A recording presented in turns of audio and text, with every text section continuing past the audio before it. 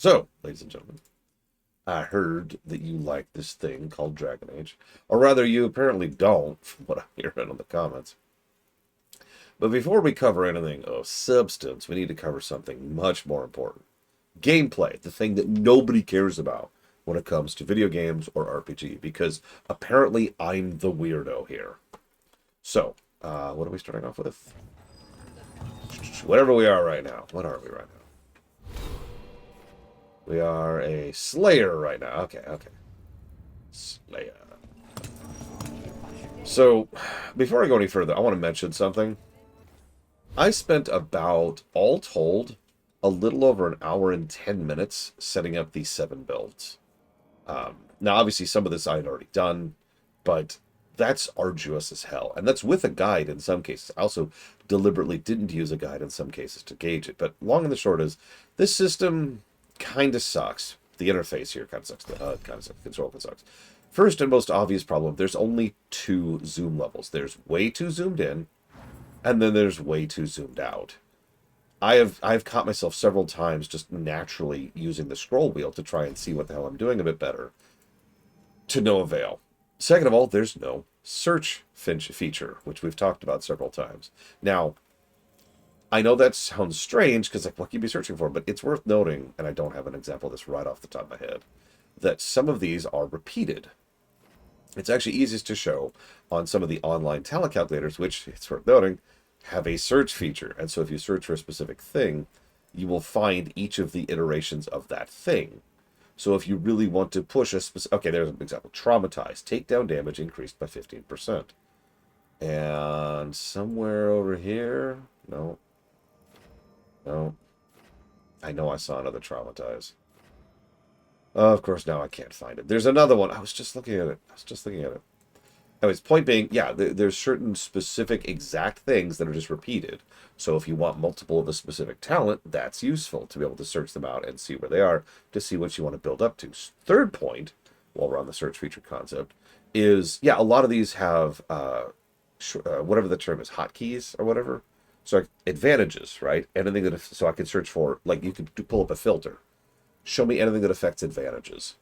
Show me anything that affects control abilities. Show me anything that affects area abilities, right?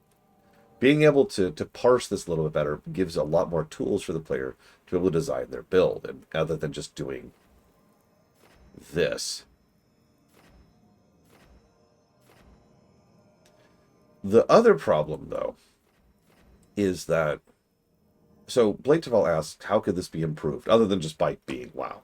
Obviously, WoW would work. Sorry, actually, hang on. There's a fourth problem before we get to the WoW thing. There's no presets. There's no saving your build. So I actually already ran it. You'll notice I haven't gone back to being a soul necro whatever on my mage. And I never will. You know why? Because to do so, I'd have to refund all my talents and then manually rebuild my build from scratch. And that takes time, even knowing what I'm doing and what I'm going for. There's no saving your existing build if you want to revert. And... that's actually the other problem, is the gear. There's no sorting this.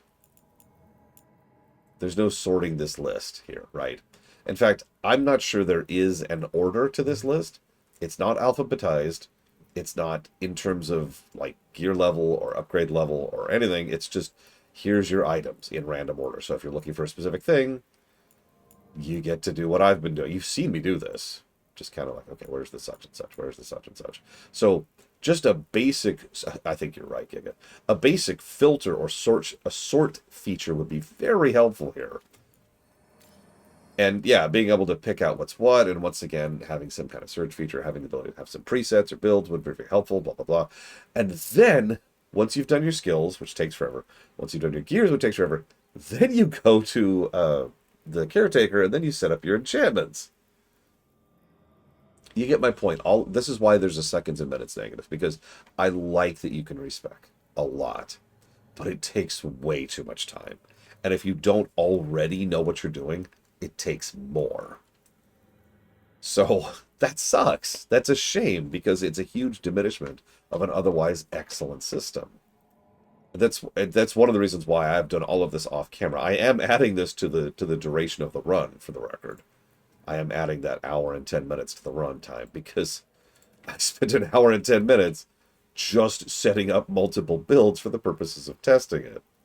I agree with that, Colgrim. Um, the other thing that I wanted to talk about, so, okay, hear me out for a second. So Blade Taval, who's not even here right now, Blade Taval just pieced out. He heard me say one negative thing about the game, and he was done. I know this is going to sound strange, but I wouldn't use the talent grid for this system. I was hoping he'd say something because I did actually want to respond to his question directly, but whatever. I'm just going to pretend he can watch the VOD. So, thank you, Noctis. As always, give me one moment. I will jot that down. For stuff, if I could find it. Here we go. This guy, 1, Sonic Adventure 2, and Mega Man 12. Oh my god, this is like day 12 of playing this game, speaking of which. Okay, so, I would get rid of the talent grid.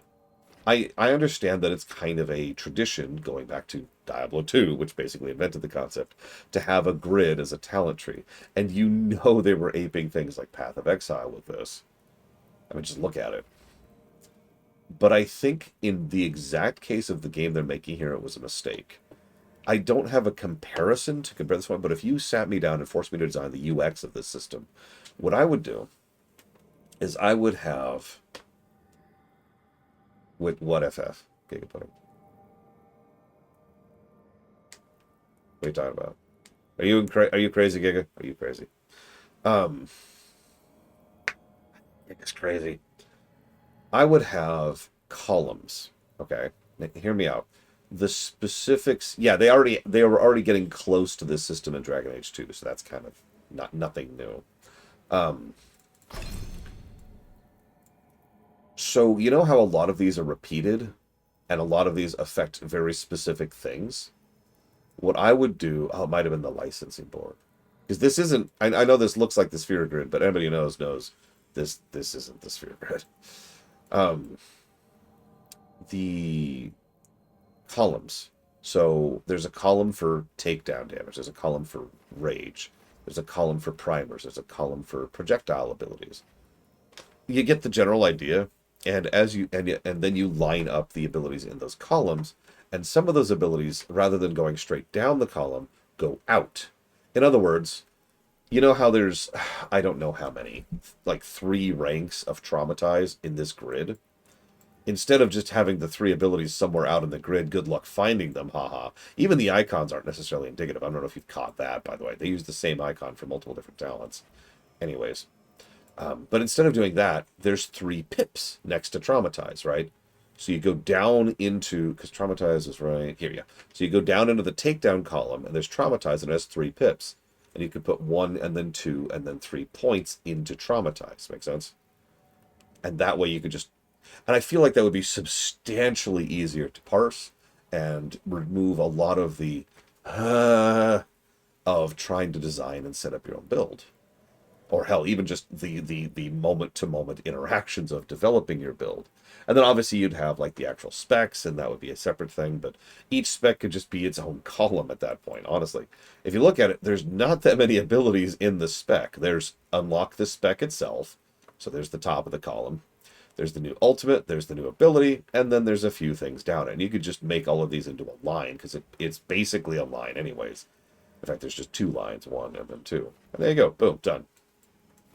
That's how I would do it. That's how I think this could have been improved. It also would help because, I don't know if you've seen, or if anybody's played this game notices this, but there's this kind of issue where when I'm rebuilding, especially if I'm doing it quickly, it doesn't always take my input because it kind of needs to resolve, I think, before I can actually click a button. And so building or unbuilding sometimes doesn't take.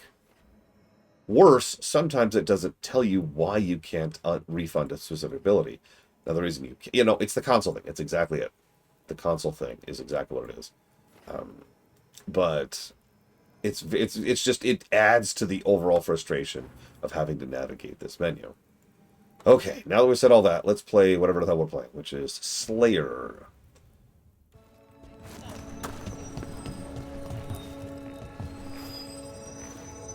Want to blow off some steam? Get yourself in order and head to the entrance. The Hall of Valor is pleased to welcome legendary spirit of determination, Spite, and his spirit friend, Nicanis Delamonte of the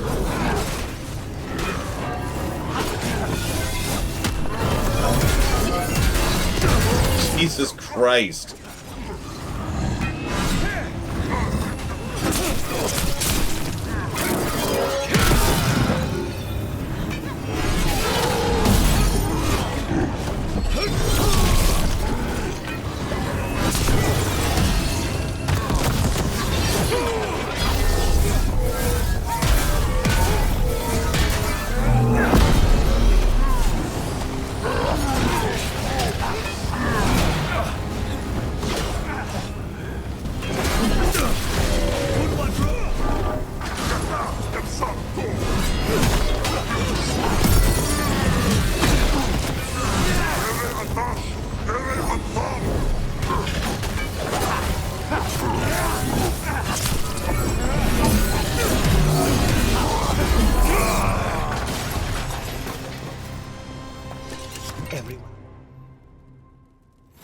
You couldn't pay me to step in the pit with you, and coming from me, that...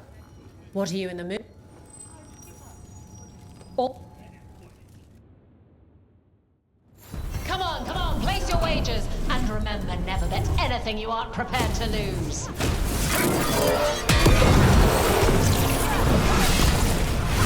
We need to close.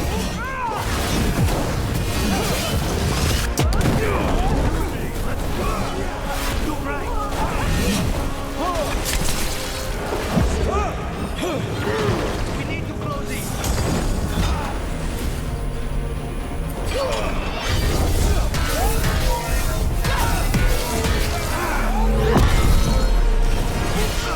Save a little for the rest of us, Root.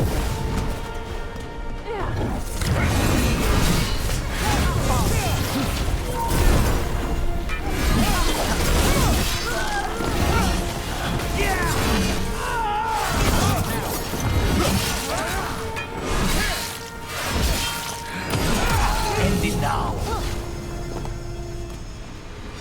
Beat the odds there.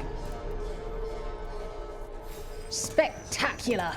We felt the blood spray from way over here. You mean that literally? So I'm going to do this very briefly, because honestly I just kind of want to poke at each thing. So forgive me. Let's see.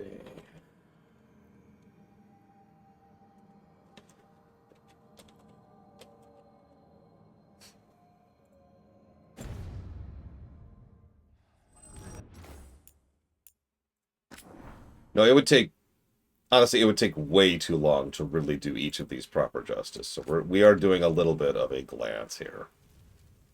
We're running a bit into PFR, but I did want to play each of these myself to at least get a feel for them. Find any good loot lately?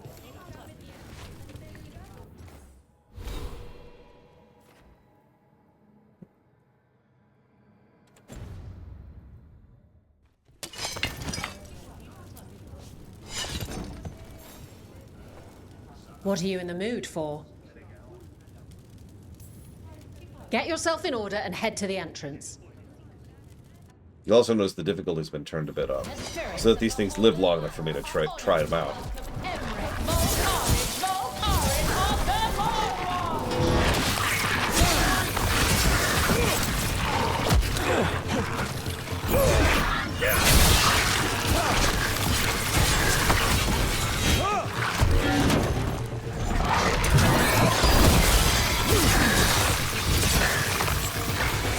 I am quite sure.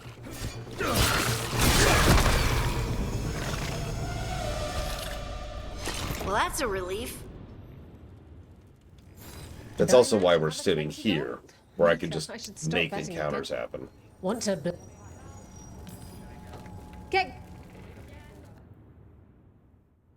She's the tiny titan who puts the feral in Ferelden. Welcome, Ace Army!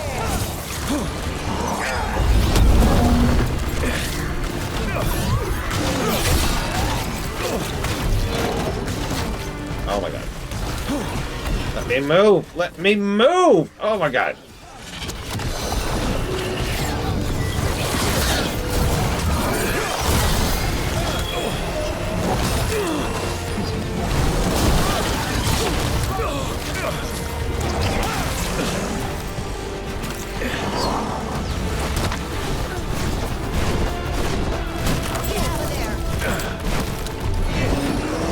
This is irritating.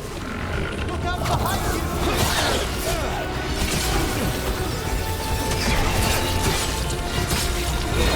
Yep, and I definitely know how to do that Wave Spell. It is something that exists, that's possible. Definitely do.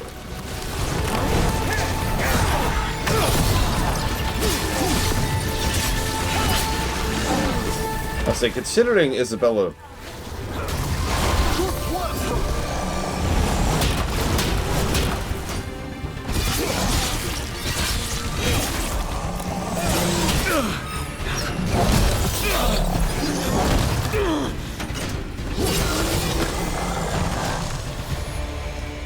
Well, now I know how to block. Thank you for telling me. Beam stands for block. It makes perfect sense. Spectacular. We felt the blood spray. But seriously, Isabella was around in Dragon Age Origins. How long ago was Dragon Age Origins in lore? Oh, I can't wait to see what you've got. Get going! All right, who's ready for some action? I know I am.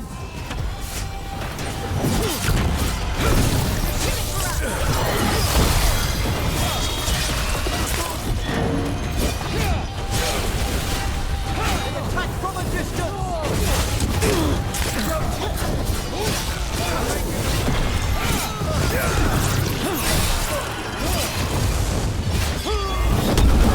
Solid hit! She might be in her 40s. That's lowballing it a bit, but I can see it. Will Fordbrook!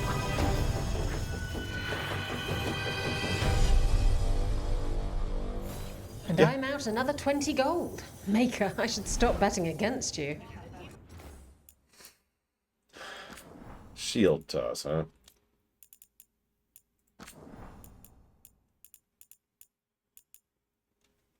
Oh, it's Q.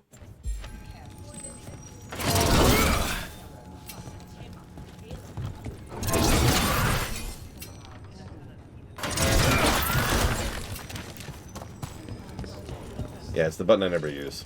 That's why it's over there on To Q. blow off some steam. Get going! Don't keep your fans waiting. Hang on to your hats. We've got some new challenges for you today.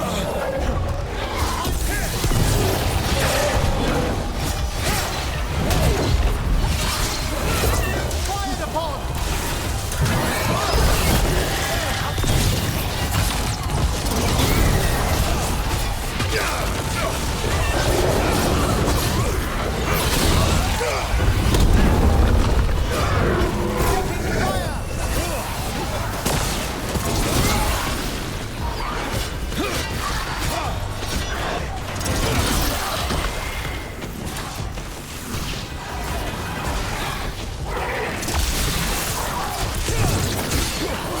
It does make me wonder in the earlier versions of this game how many characters were supposed to show up.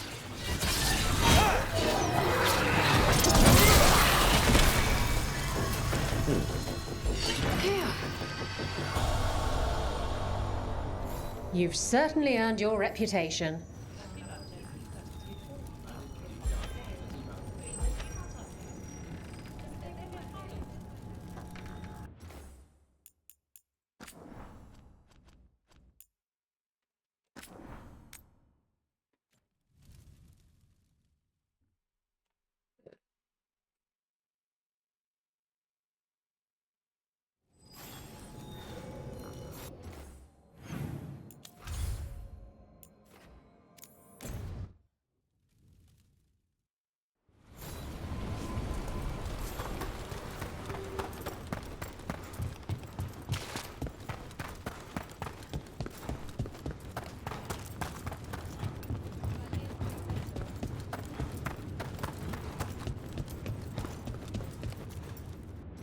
I did, Giga, but I've played WoW. Let me tell you, bouncing shield build is legit.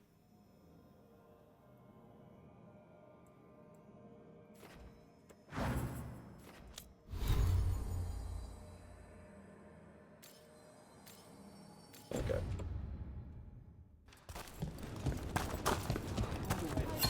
Want to punch something? Who wants to get their blood pumping? I feel like it does, yeah, but Bloodstained 2, Xenoblade 3, Trails of Eternal.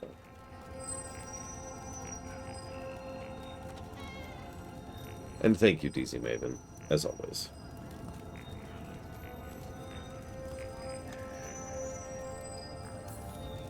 Get going! Don't keep your fans waiting. I know it's out of date at this point, but my favorite Crusader build is still...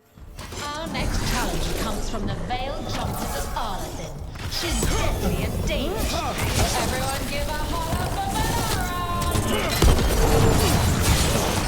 Veilguard! It's the build where you just generate barrels of nails that hit everyone around you like they're meteors. Like, seriously, that's the build. It's insane once you get it working.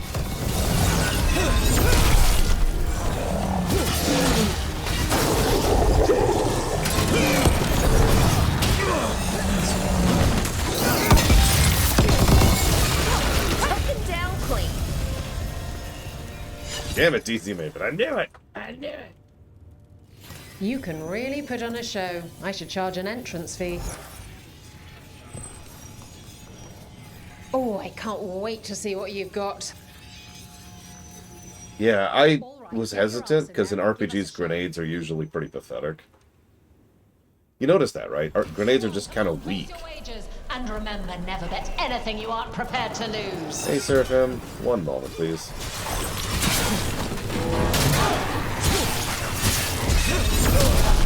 Knew you could do it, brother. Got company on the right.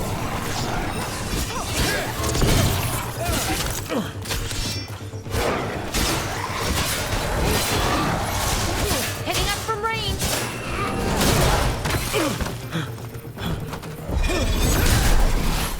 We're under fire. Look out!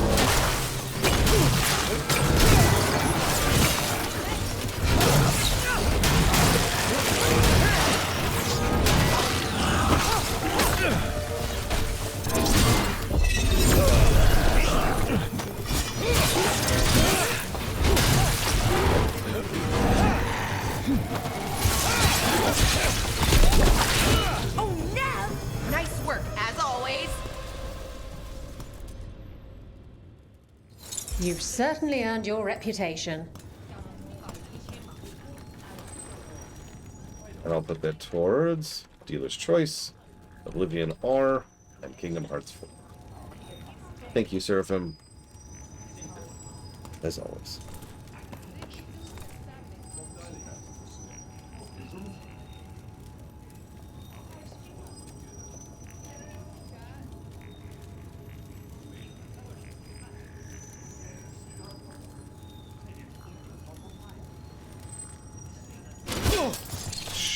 Sure. What's it called? Don't worry, I'll just search for it.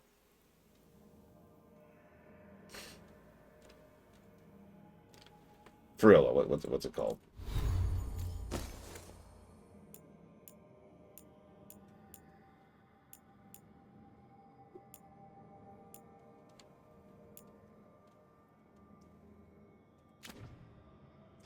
She's over 50? Jesus. What's it called?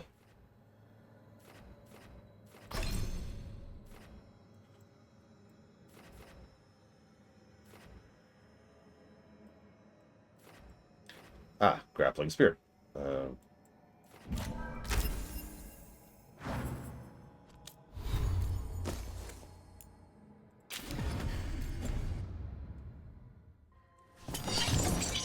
Yep, this woman is older than I am. See what you've got. She is older than I am. Can I look like that? Like now. Never mind 10 years from now. Get yourself in order and head to the entrance. All right. Who's ready for some action? I know I am.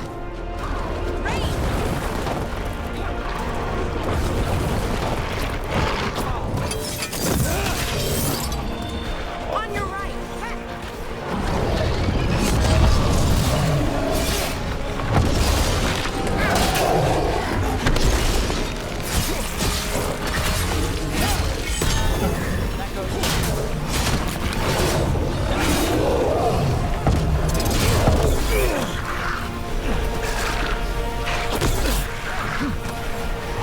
Ranged incoming.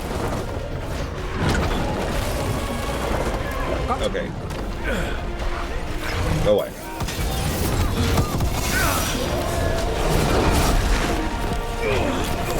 Oh my god.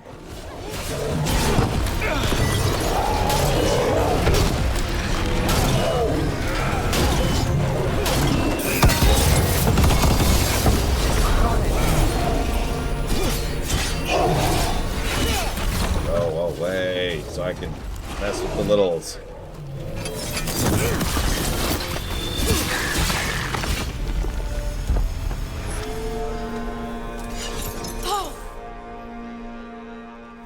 You can really put on a show. I should charge an entrance fee. Yep, I definitely know what the block button is called.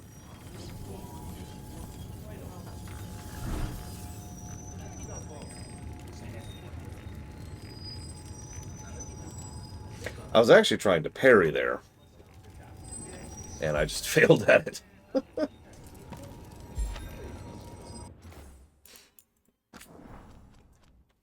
Okay, so I heard you like rogues.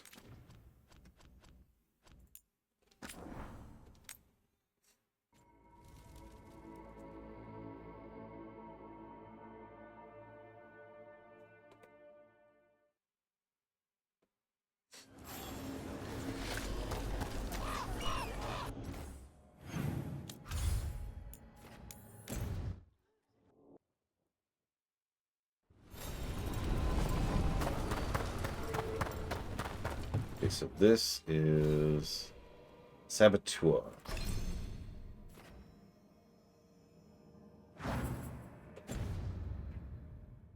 There's an indicator? Actually, I did know there's an indicator, but only when you mentioned it. Because I remember seeing that option like a week ago. I played this game for a week. Over a week, actually. We started this game on Wednesday. No, not the previous Wednesday. The Golden Glory. Hall of Valor's. Good morning, Evo. The spirits of the Hall of Valor are honored to welcome Emric, Volcarnage, Volcarin, on a Morwatch! They're at range.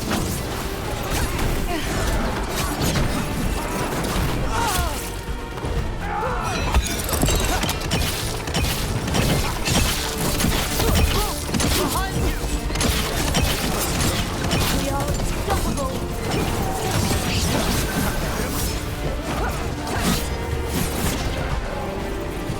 I've got enough. God's in range.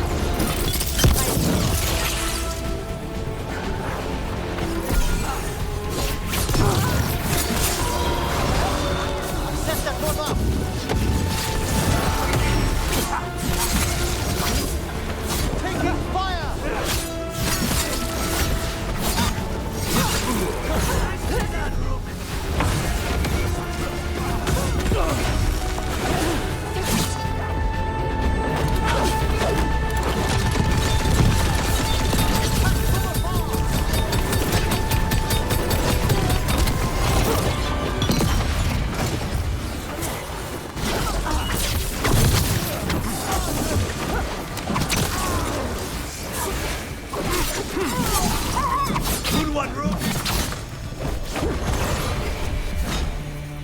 Interesting. You're a fiend out there. No surprise that Grey Wardens know how to fight. Looking to fight? Get going!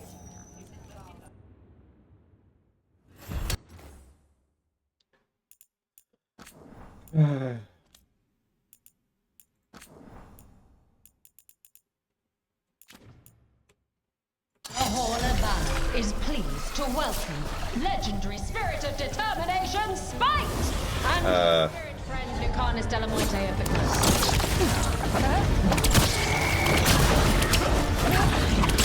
We need to close in.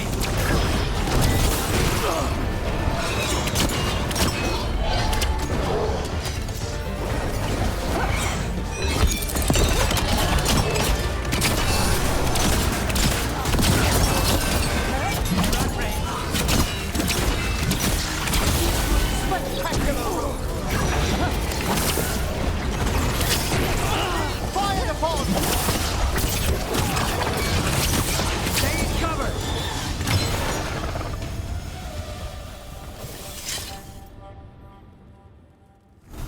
You can really put on a show. I should charge an entrance fee.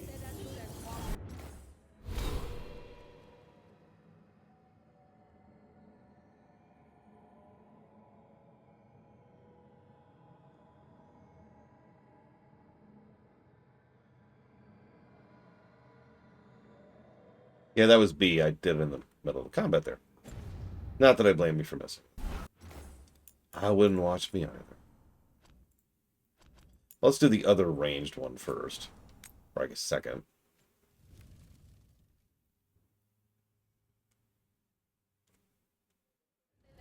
For golden glory. Oh, I can't wait to see. Well, you missed the fighter, or the, the warrior Get yourself showcasing. in order and head to the end. The spirits of the Hall of Valor are honored to welcome Emmerich Volcarnage Volcarin of the Mordwatch!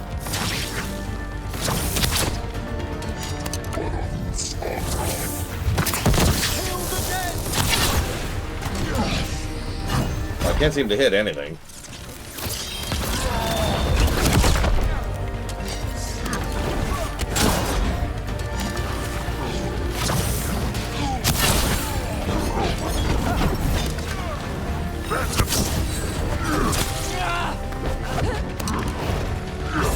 I mean, aside from the fact that she's 50 years old, Evo.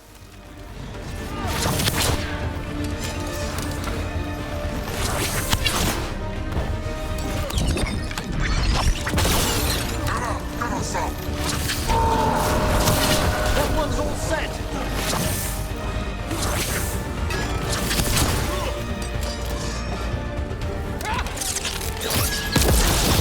No. Someone figured it out in chat a minute ago. She is at least 50. Like, the floor is 50.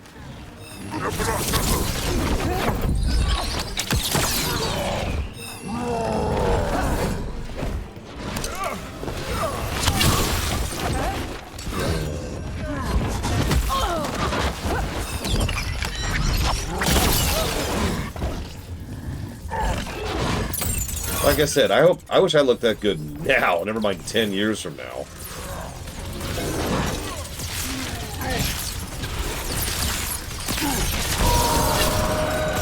Laydown pod ready! Nice, Emmerich. You're quicker than you look. Yeah, this doesn't feel great, I'm gonna be honest. This feels like the worst spec I've covered so far. Maker, I should stop betting. I'm gonna give that another shot, but that Oh, I can't. just felt bad. Get yourself in order and head to the. Like, I get what they're going for, but if you're gonna have a character who hits back and does charge shots, you need someone up front just holding aggro, you know? Otherwise, everything's always targeting you and interrupting your charges.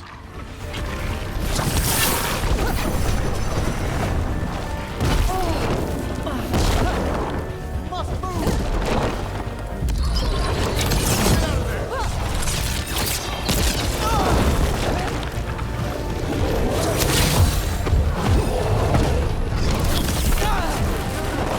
Move out of there. Yeah, this might be our first class that doesn't score exceptionally well. Because all the specs so far have been good to some extent or another.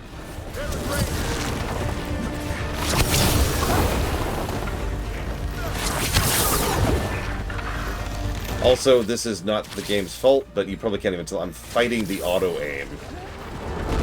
I'm not even sure why auto-aim is on. It really shouldn't be.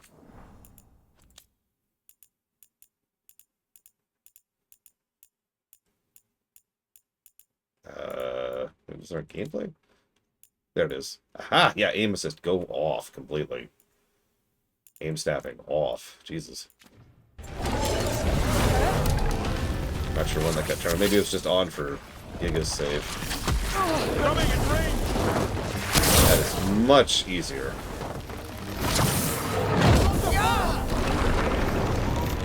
You want to hear something funny?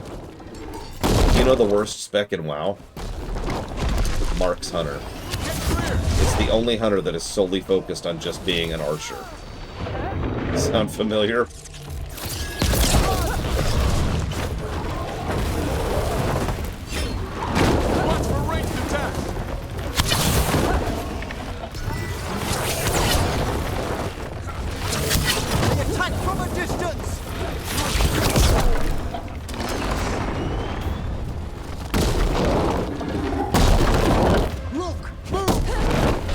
What is your freaking taunt? What's your taunt? What's your taunt?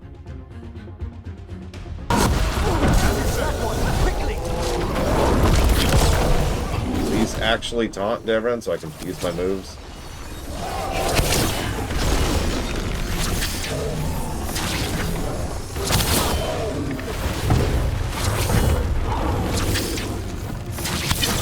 Yeah, exactly, Culverin. I'm not impressed. Wow. I am not impressed. This just feels bad. Good to go again. You know what's really funny?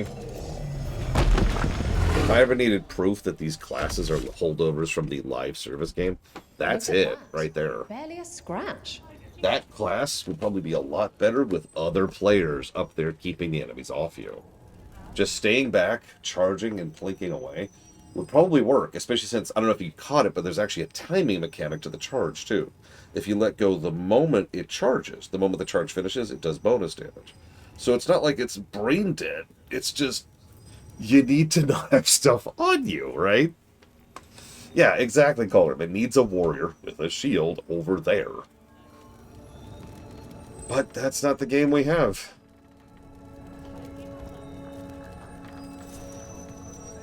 I'm actually going to give that a negative. I am.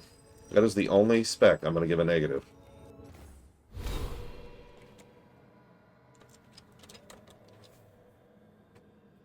An entire build centered around charging and aiming in a game like this. It doesn't work. It just doesn't work. If I have to crank the difficulty way down, if I have to turn off enemy aggression, basically, to be able to enjoy the spec, something's wrong. Oh, dude, I'm with you, Evo. I'm with you.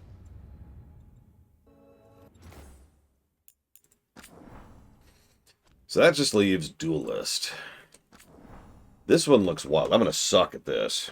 This one's timing-based. If this is the one I think it is, which I'm pretty sure it is. Find any good loot lately?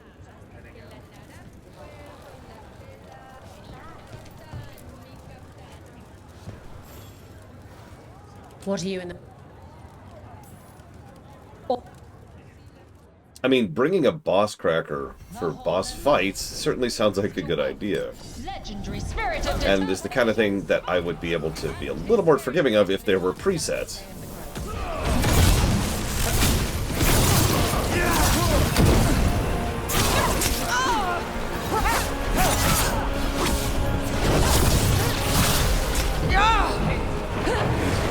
Hold on, what?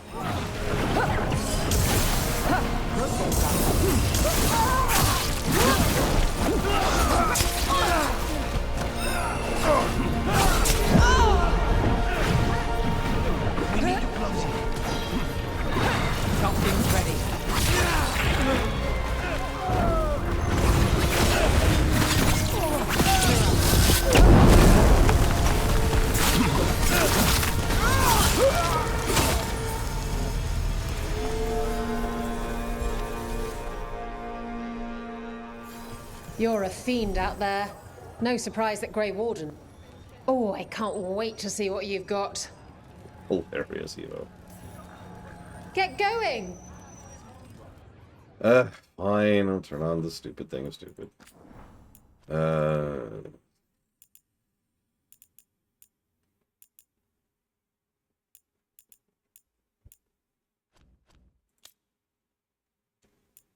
No, Blade to Vault. It's the same difficulty I was playing as a warrior.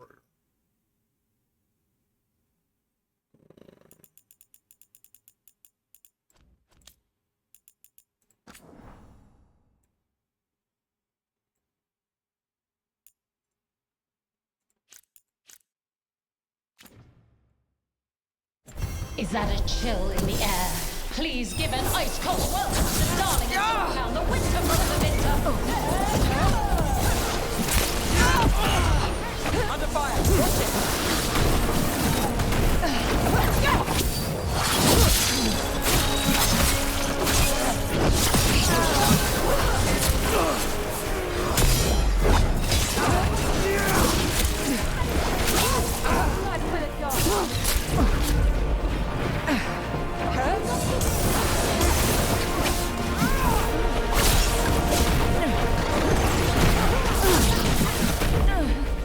All set.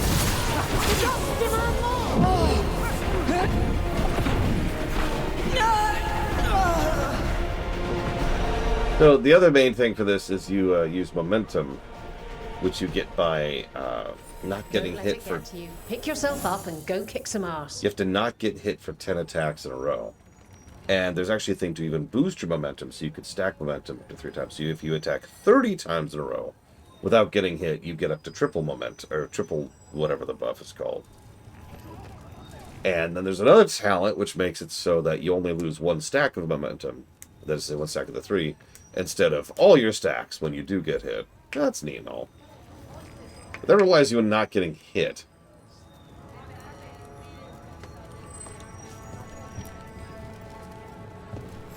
So...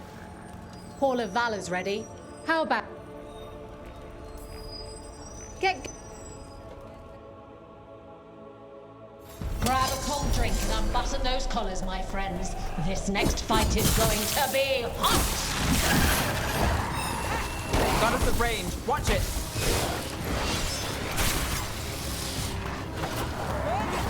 On your right. I mean, both work, Blue Bolt.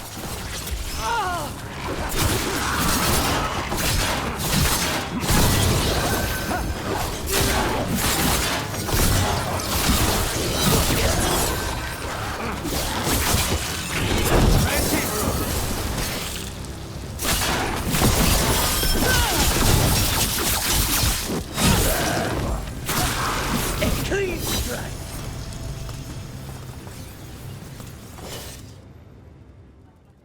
Spectacular!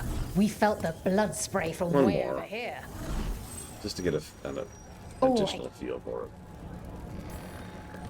All right. Grab a cold drink and unbutton those collars, my friends. This next fight is going to be hot!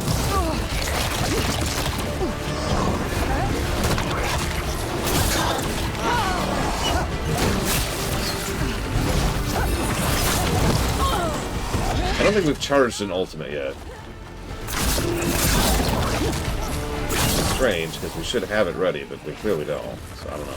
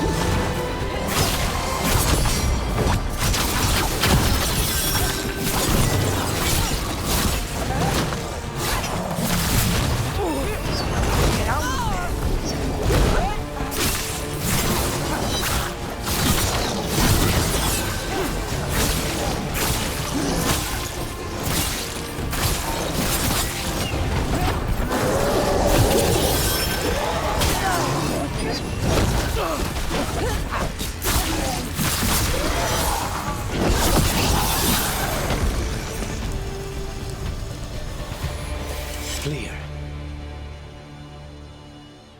Look at that. Barely a scratch.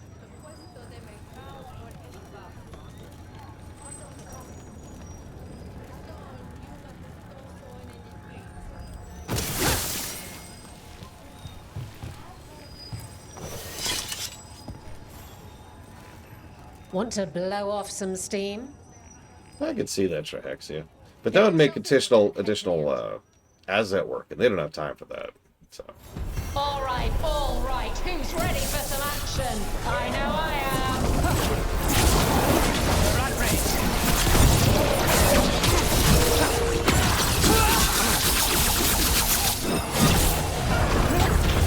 rage. I'm good. Alright, okay.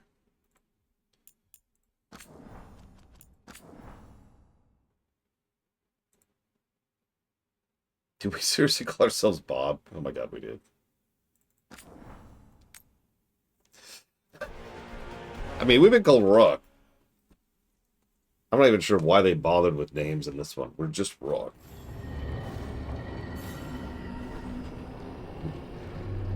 We were always Bob.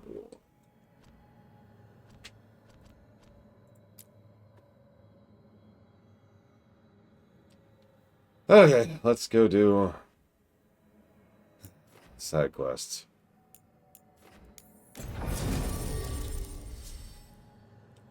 Oh, that would actually make sense, but well, yeah. Yeah, very STO in that regard. Okay. Well, I was gonna bring Nev anyways. Oh, right. This affection. Remember to breathe. Remember to stop breathing! Hey, Antoine. Evka. Antoine? I can still hear it. Though it is giving me a headache. Please be careful. With the container? It's very sturdy. I tested it. What? When? And how? Am I interrupting? No. Our study of the new blight continues. We know the gods changed the Blight. We think it changed more than they realized, or altered itself after. It's answering to something other than gods. You sure you're not underselling the scariness there? I don't know. We could try again. And give Rook nightmares? So what's the Blight answering to? Remember the strange call I heard after the Lavendale battle? It was here, in the wetlands. We think the source is out a ways, towards the redoubt. I can tell it's something large, rooted. A construct of the Blight itself. An eruption controlling the rest. What that could mean.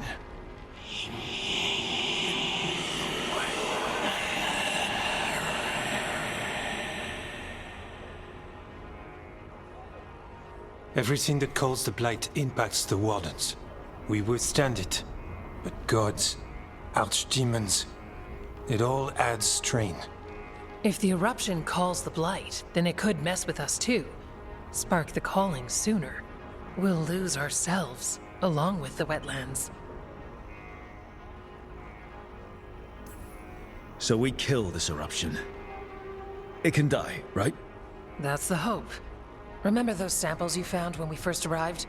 Based on our studies, Antoine made an alchemical flame. It's impressive. It should destroy the eruption. Theoretically. At least the last batch was stable. Mostly. But if the eruption's controlling the Blight and it gets attacked, then the Blight around Lavendale might respond. Yes, its roots are everywhere, and spreading. I can feel them. These people can't lose their Blight experts. I can go after the eruption. While we guard against nasty side effects here.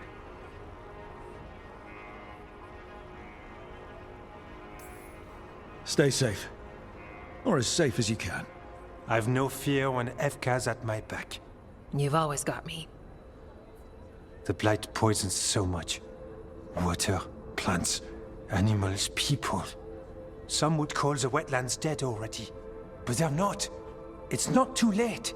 Whatever the eruption means for the waters, we can leave this place better. It's what we're supposed to do. We'll take our stand in the sheltered glade. Meet us there when you're done.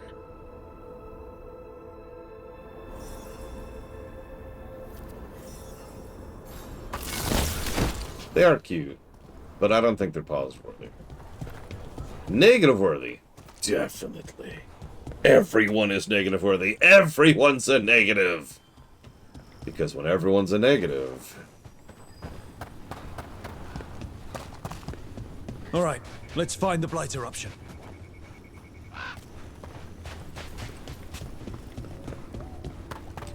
Oh, and by the way, whatever the shield-focused warrior was my favorite of all of those personally. If anybody's wondering. Although I also like the two-handed warrior as well. So, in no particular order, in terms of favorites, I would say 3. Shield warrior, two-handed warrior. I don't remember the name, but I'm about to figure it out. And the actual build I have right now, which is Evoker.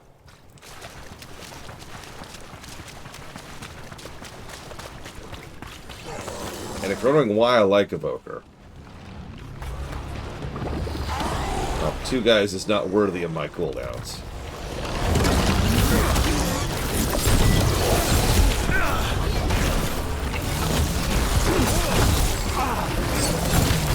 I mean, black holes are nice, I'm not gonna lie. We're on fire. Look out! Oh, excuse me, 3 guys. They're out of range.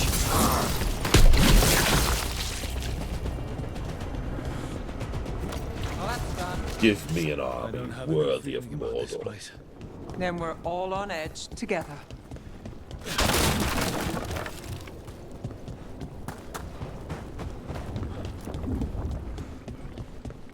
No, whatever. It's a cool class. But it's also fun. I bet the eruption's on the other side. We'll need to cut off the tendrils to break through. While holding off Dark Spawn.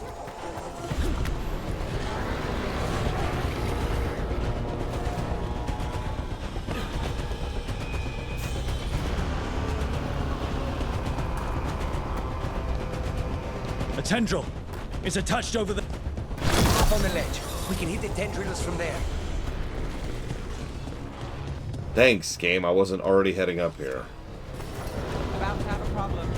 Would have hated to have some kind of agency in where I was already going and what I was already doing. Sorry.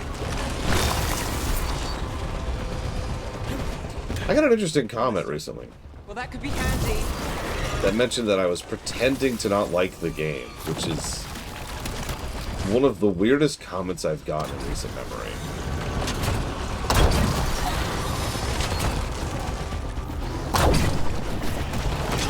We're through. And something awful is waiting past the gate. Here goes nothing.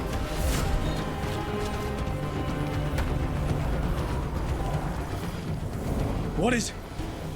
Is that the Blight eruption? Mierda. The Darkspawn are protecting it. We need to take them out. Do I have to? Let's go. Alright, alright, alright. Watch it!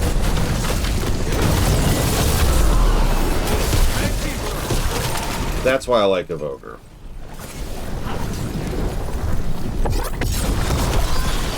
Keep fighting.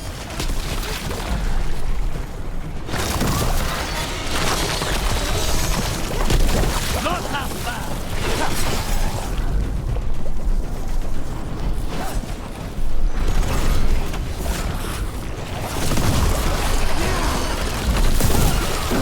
Keep going. These things are already dead. Good work!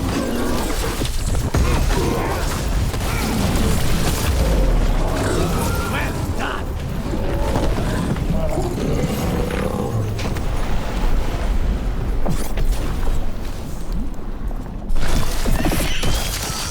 This is it. Let's get that eruption.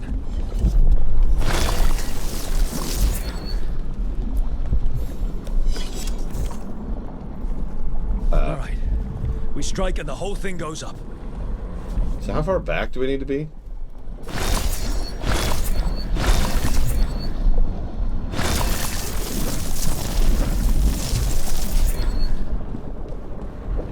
Fine.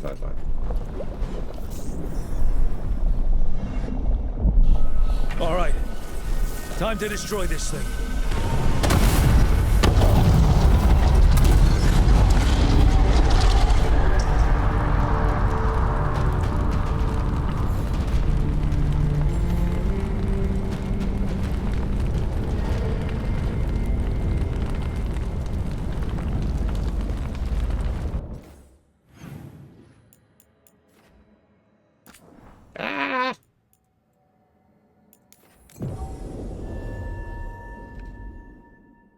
Yeah, they really like their blight in this game. Like, really like, they really like their blight, Giga.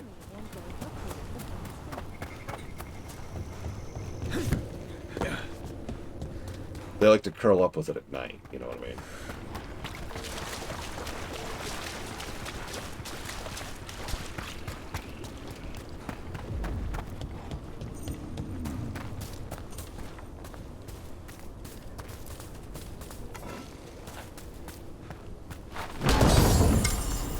Yes, Giga Pudding, exactly.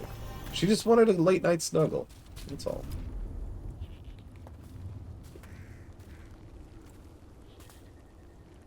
They aren't blighted. Were they dormant? Maybe. They're beautiful. Much like you. Ah, Rook. Hi. We knew when you hit that eruption. The blight around Lavendel reacted. And there was a sound in it. Like nothing we've heard before. What happened in there? What was it like? I like we'd be like, bad. Was it really, though?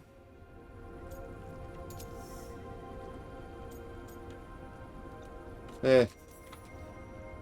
Remember how I felt about the blight before? You were not very happy to see it. Sorry. But it didn't stop you. When the eruption was destroyed, some of the bigger tendrils pulled back. The remaining blight won't vanish overnight, but it's a good sign. And this place opened up. The flowers here, they managed to survive. Buried. Untouched. They have a chance to return now.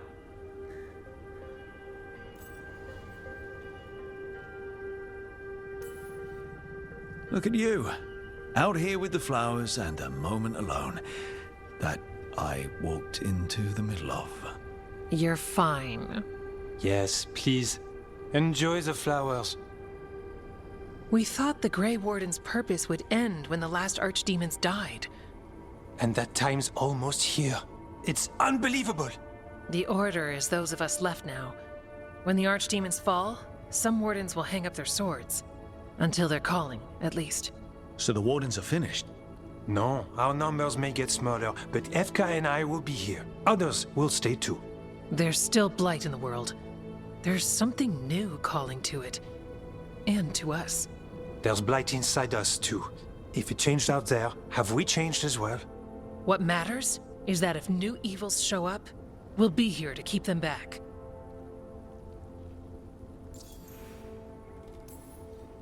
Do you really think something inside you has changed? It's possible. Or maybe we're the same. But does that mean we'll be the same? You can't sense the blight. But trust us, it feels different. And the sound is changing too. As for what it means, it's like Antoine said. We don't know yet. It's like there's a storm that's devouring the blight. Are you doing okay with all this? Really? Don't worry. I'm good. I've got everything I need right here. Me too. I'm sure you'll be fine, but if there's anything I can do, just say. Of course. It's good we answered your first letter. And it didn't catch fire. What? It may have come close to an explosive, but we all met in the end. The blight feels relentless most of the time. We see what it does up close. A world dying. How it spreads. But we keep going. And look, these flowers can make it back. They can? Okay. I'll leave you two alone. With the flowers. And the sweet moment I didn't interrupt. It's fine, I promise. Are you worried we don't go on dates? Because we do. Lavendel was named for flowers. They must have been everywhere before. When we get back. We can stay here a bit longer first. Oh, yes. I thought I heard birds earlier. Maybe we can find them?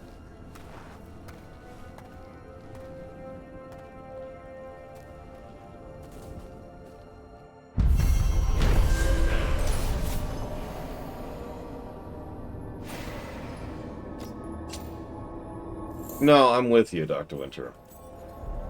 It's kind of irritating the way it pops up like that. The way...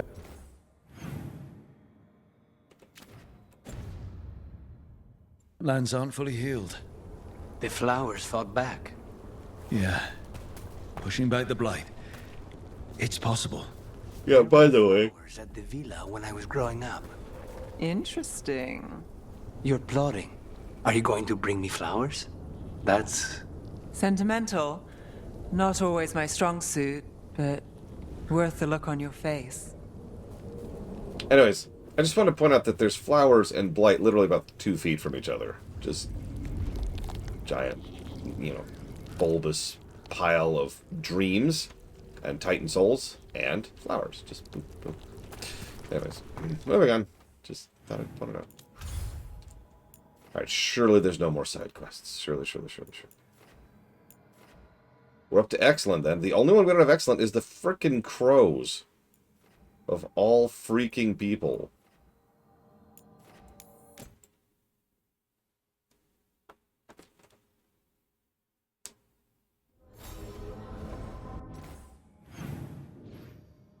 Oh, thank God. Oh, thank God. Should have saved Minrathis. Alright, hold on. So let's go do the Treviso quest.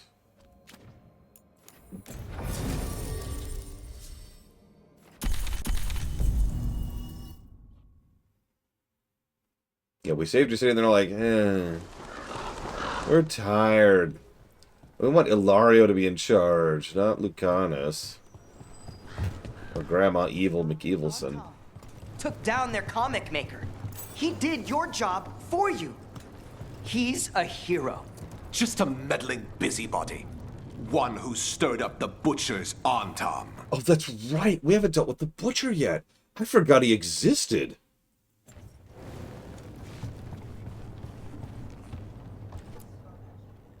I can't believe you're defending them. I am not defending anyone, Jacobus. You're letting them be a part of this? My cousin died because the governor didn't stop the Antam from... Jacobus.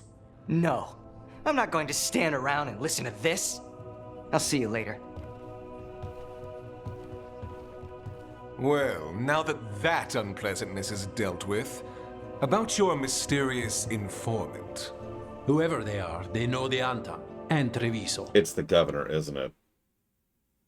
Oh my God, it's the governor, isn't it? Your message made it sound like this informant also knows where the gods are staging their ritual.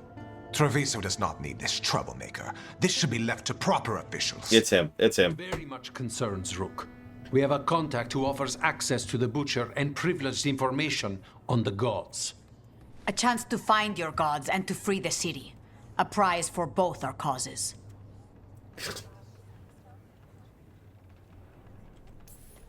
Both are important. Strong with the crows, strong against the gods. Someone else seems to think so. The contact knows the city and the Antam. How do you know it's for real? They gave us patrol patterns. Dreadnought arrivals. Their information is real. And you didn't share this with me? The bookkeepers can bookkeep when the meeting is done. When and where do we meet? They'll be in the market. And they asked for me, not you or Viago. You helped this city, and you're helping all of Thedas. You've earned respect. We just don't know from whom. That sounds like a trap more than anything else. What about the human help the Antam was getting? You have any leads on that? We continue what you started. The other Talons are turning over every stone. You trust them? Not even your first Talon is safe from your infighting. We are all Antivan crows. And yet those of us sworn to Treviso are beneath you. Hypothetically, what if I'm walking into an ambush? I would prepare for one. Not everything is an adder in the wardrobe. I said to prepare. I didn't say not to go. There's really no clue who it is. They're foolish enough to think crows are reliable. That's a clue about their worth. They promise help. So do you when you're not killing each other. Treviso deserves better. It's getting the best. That has yet to be proven. Treviso deserves better. Like, if only we had more giant tentacles and glorp piles. That's the Treviso I envision. I'll talk with this mystery contact. And the rest of us will hope not to get caught in your crossfire again. We fight for everyone. And the chance to strike at the gods and the Antam? It's worth the risk. Good luck, Rook. See what this mysterious informant can give us. The meeting is in the market, Rook. They implied you can't miss them. Try not to damage anything.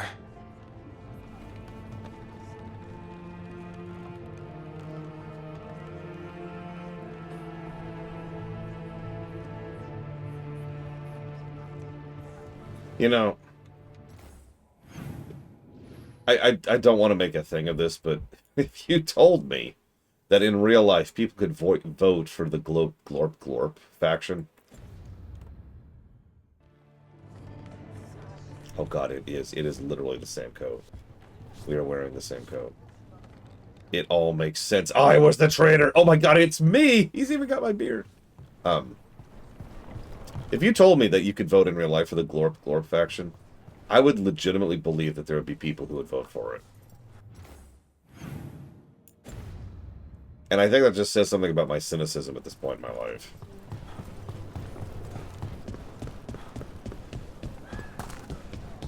An unknown contact. Sounds like a trap. We're fighting gods with the crows. I'm curious who would try to trap us. If our informant actually knows where Elganon and Gillenane are performing their next ritual, it's worth the risk.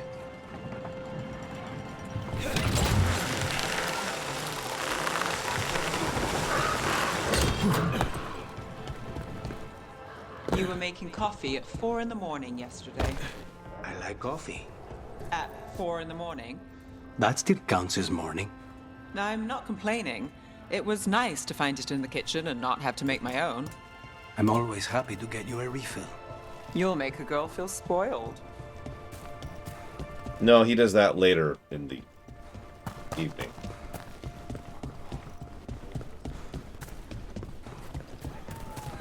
The market never stops, even during occupation. Almost feels like home.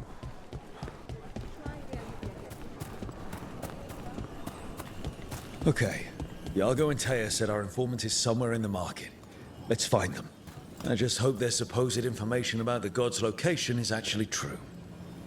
You're making me sad, Lord Harrimont. I have heard some absolutely psychotic arguments in the last 2 years. From people that I'm not sure actually mean what they're saying, because it's difficult to believe that they mean what they're saying.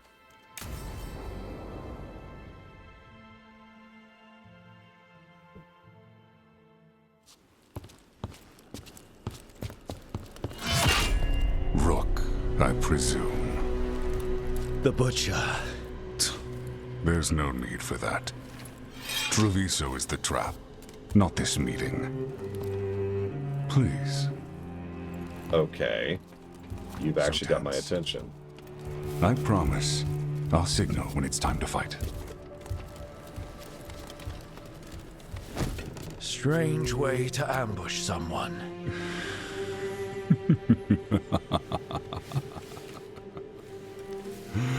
I don't have to ambush anyone.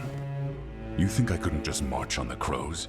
Scattered on town flock to me. I have the soldiers to raise your casino and every inch of this city. But I'll bet there's no profit in actually winning. There's money being made by the occupation, but not by me. I said Treviso was the trap. And I meant it. The jewel of Antiva. She sings even while caged. Such purity in every stone. It's trapped my heart. I love this city.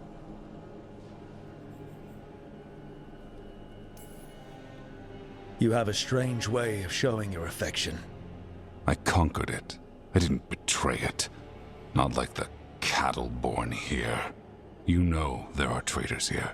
They ransom their own city. Literal gods stalk the land, but these filth worship their own purses.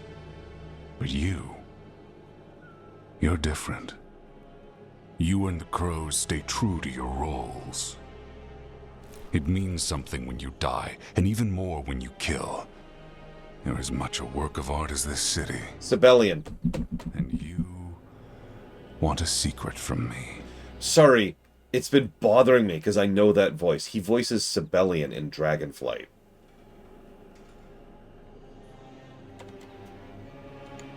Rathian's brother.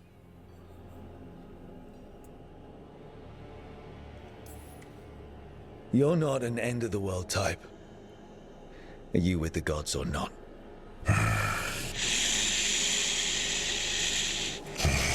The gods, they give strength. But all they ask in return is everything. I can feel their corruption. I can hear their whispers. They're calling for a ritual. If I give in, I'll know where you need to go. But I will lose my jewel. My city! So... you live in a casino. Let us make a game of this. I will become what the gods want. Welcome their whispers. Meet me and show me if the crows deserve my city.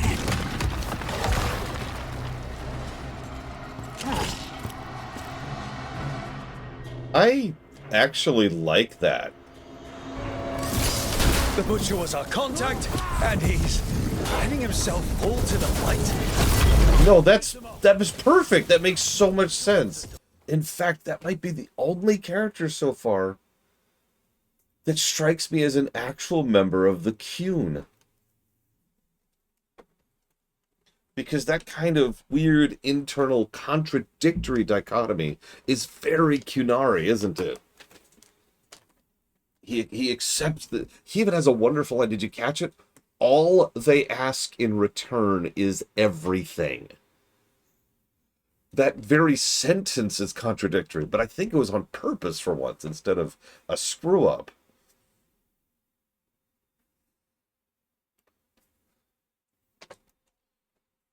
I liked that. Damn, where did that come from?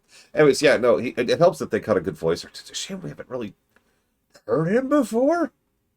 Seriously, like, could we have gotten this guy more screen time? Anybody familiar with the Legend of Heroes Trails of series? Because he apparently plays someone named Franz Reinford. I don't even know if I pronounced that correctly in that series.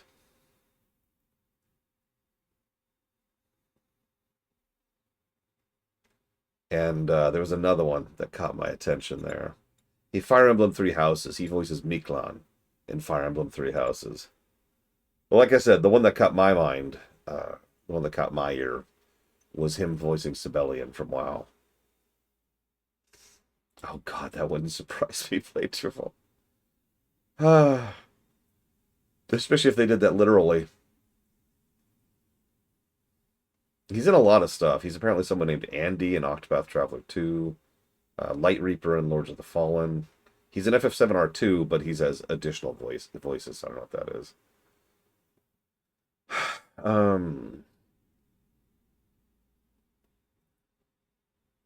Yeah, we met him right before he stopped being a person.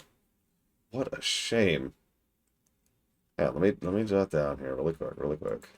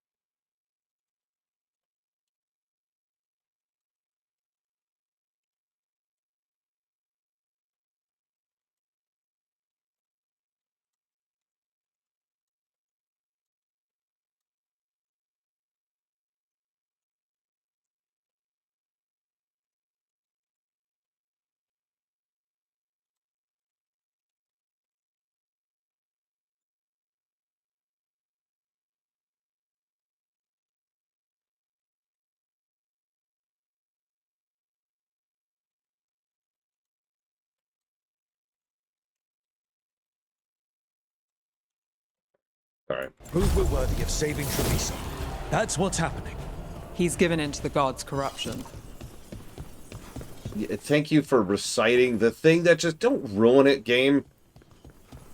Don't do that. Everyone's acting like normal. Like the butcher hasn't gone nuts. So they don't know. Or it's easier to play along. Safer to keep your head down, I guess. I wait among the drowned.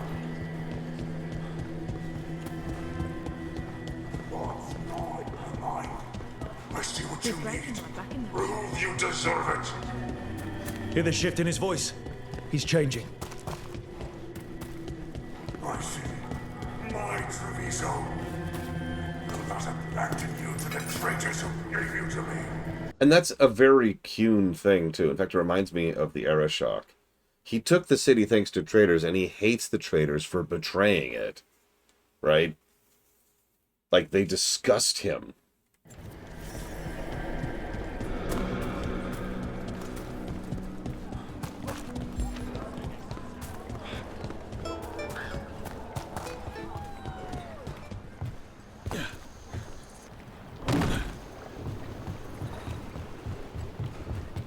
Also, as an aside, to this day, the Arashok is actually one of my favorite Dragon Age villains, in general.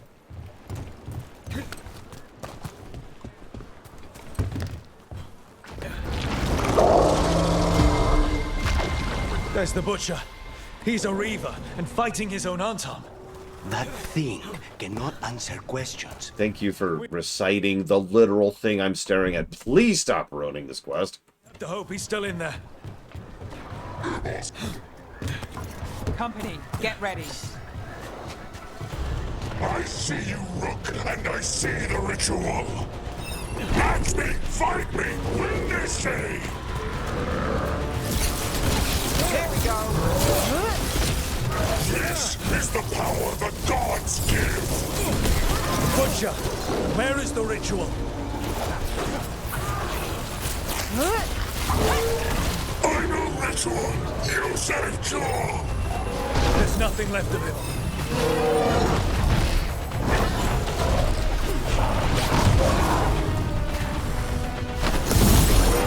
I see Tearstone Island. The ritual. Tearstone Island. He's gone. And he named the ritual site. Tearstone Island. The butcher didn't lie. For whatever that's worth. He got the death he wanted. Good trade, I guess. And he gave us the information we came for. Yes, truly the Butcher was a paragon of honor and virtue, and we are all We kill you, finally. to see him go. Eventually. And now you have a location for your final pointless confrontation. Oh, can I get some lore shocks? The gods are at Tearstone Island. Isn't that what you wanted? A chance to die a hero's death? So go. Leave Treviso to those who deserve it.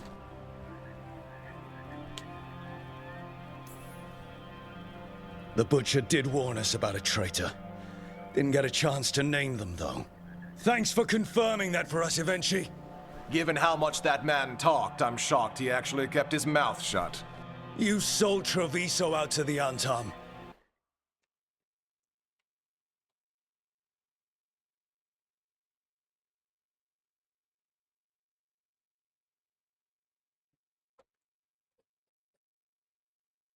Okay, let me be clear. I really liked the Butcher's cutscene. I did. It was literally just the one cutscene. But what is this nonsense? First of all, of course he's the traitor. Second of all, why would he show up to gloat about it? Third of all, why are we telling the traitor that he's the traitor? I mean, I get it. It's placeholder dialogue. That is what that is. How did one scene slip through the cracks there? I did what was best for Treviso. Who else would have done what was necessary? That troop of fools in the casino? They would have provoked the Antam to slaughter, the kind they carried out in every other Antivan city they crossed. I gave them the crows, so they would not take the rest of the city. I gave them an inch, so they would not take a mile. How are the Antam holding up their end of the bargain, Governor? Not too well from what I've seen. And now they're working with the gods. You didn't prevent a slaughter, you just postponed it. If you hadn't killed the butcher! Someone else would have. He decided he wasn't their pawn anymore. The gods would have killed him. And then you would be ruled by someone much, much worse.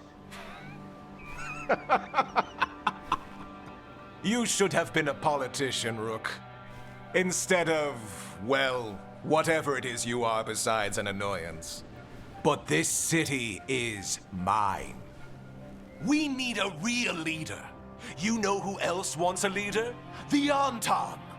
And if someone plays the role they want, they are very accepting.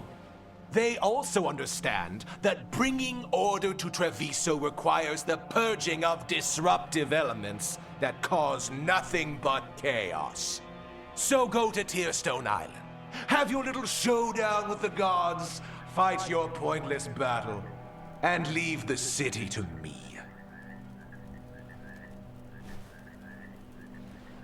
I was just waiting for an arrow to go through his neck in the middle of his speech. Like, don't the crows prize themselves on their spying and shadowing other people skills? Surely at least one crow was waiting in the wings following us. Or him. Or both. Right? Like, nah, okay. It makes sense now. Every decision they made shows it. The other officials, of course, know nothing. Of course. I'm surprised they even remember the governor's name. I take it you heard? The butcher's dead. And in his place is the traitor we knew was lurking. And the Antam fell in line? Eventually is apparently playing the role they want. The governor has given them a clear purpose. They were more cunning than I thought.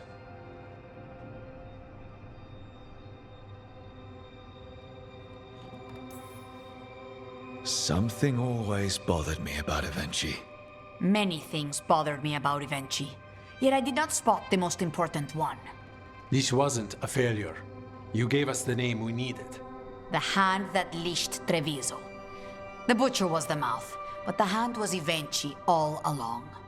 They think they have the power in the Antam, and a network doing their will. But we have the face of our enemy. Evenchi will be hiding, so we will hound their Antam and make them desperate. When the governors show themselves again, we end this. Evenchi keeps talking about restoring order and rebuilding Treviso. But what then? I believe the good governor's plan was to risk the city to try and claim the nation. If the Antam beheaded the crows, who would merchant princes hire? Who would invaders fear? As if the Antam would fill that role. This was a bookkeeper's angry grab at power. When Evenchi left, they made it sound like they were planning something. I suspect it will be about restoring order as they see it, and that the crows will be first on their list. Whatever the good governor's intent, we'll end it. You're not concerned the gods will send the Antam more support? The gods might come for us, but they're coming for everyone. I believe you are crafting the answer to that, and we will help as we can.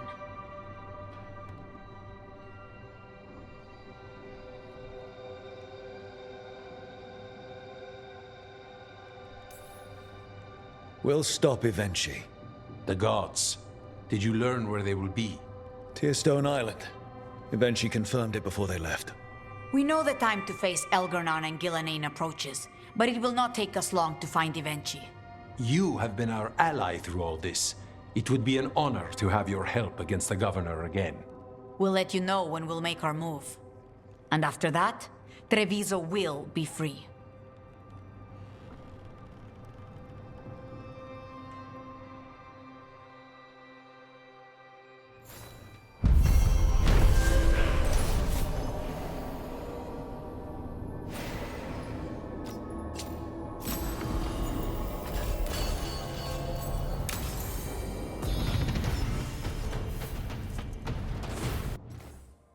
Good morning, Bregman.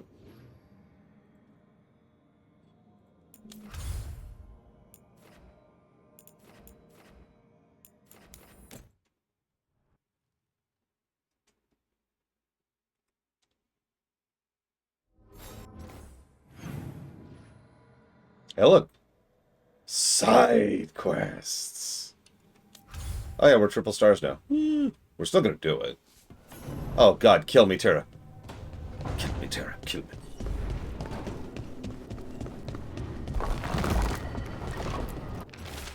Hey, let's go do a crow's quest.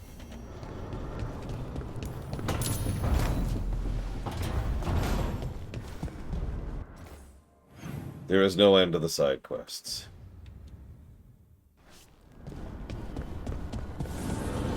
That's not true. There are games where there's no end to the side quests. In fact, I can name 2 right off the top of my head. Skyrim and Fallout 4. Venatori had the narrow road. Now they think twice before walking that way. And your neighbors? What's the price of that protection? You think I'd charge our dear friends? The people who spread rumors about how Threads made Aelia disappear. Rebuilding the Thread's reputation for free? For the few of us left. Now the Venatori who thought he found a legitimate charm supplier, he gets counterfeit goods. Triple cost. So you bleed the Venatori any way you can. Life's short, isn't it, friends? Let's do what makes us happy. Anyway, Nev, I'm out of news. But the threads are yours. You need something? Say the word. Thanks, Alec. Remember, if you cross our neighbors... You can drown me in the Nosen Sea. Rook, it's been a pleasure. You've got a good setup here. Enjoy life in the Fade. Life in the Fade? Huh. We've been at the lighthouse a while now.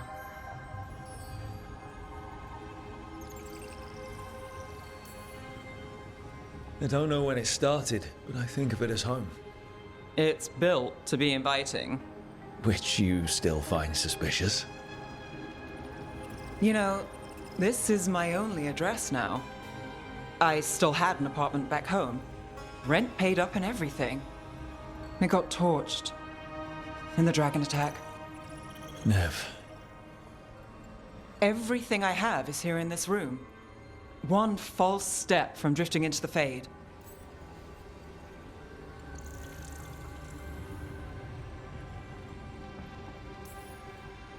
This place has been here for, what, thousands of years? It's not floating off with our detective anytime soon. Where would you find a new one on short notice? I never expect things to go to plan, but I usually have one anyway. Or 7. And a half-dozen backup plans, just in case. And now? Everything's changed. I've changed. If I survive the job, I'll be starting over, in a way. Maybe that should scare me. But I think I need it. I usually hate unanswered questions, but this one... I'll let myself figure out once I get there.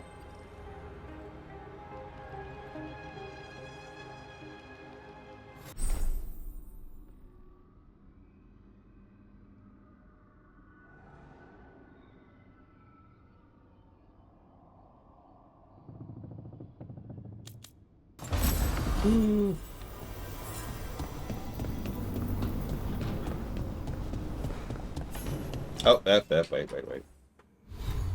You know what that means. There we go. There was a choice, Terra? I don't even remember one.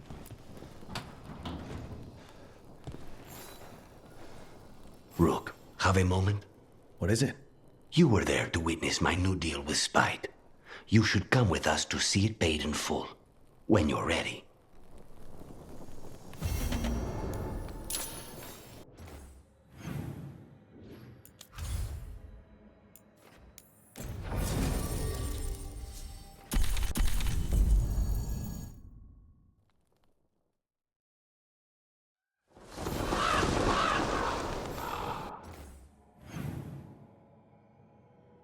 God, I don't remember what I did with Lucanus either. Is there a choice for Lucanus? Is there a choice for any of us?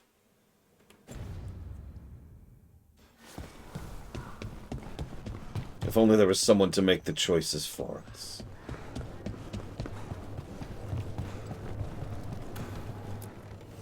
Your coin helps, and there's some good bargains out there for you.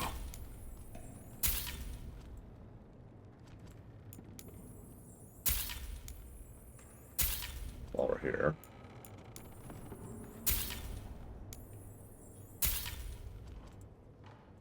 Oh, that's actually a tough one, Giga. Let me think about that a minute.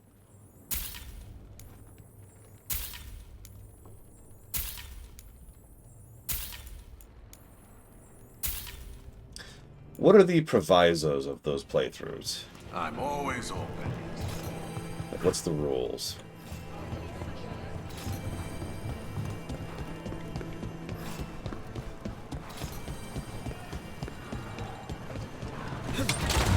So, in other words, what I'm hearing is just MSQ. Well, I remember Emmerich's choice. In the fade with Rook and Spite, you were there. I mean, not you, but you know what I mean. You helped Rook. Sort of. Sort of? Well, isn't that flattering? At least I'm on your mind. You are. And not just then. Oh. Well, then. Oh my god, kiss.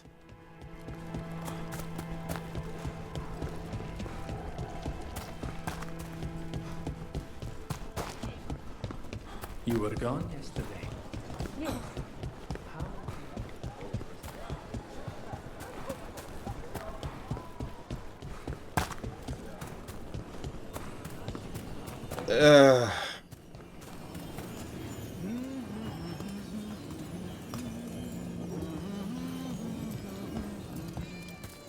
If you don't stop humming right here, right now, I will hire a crow to kill you!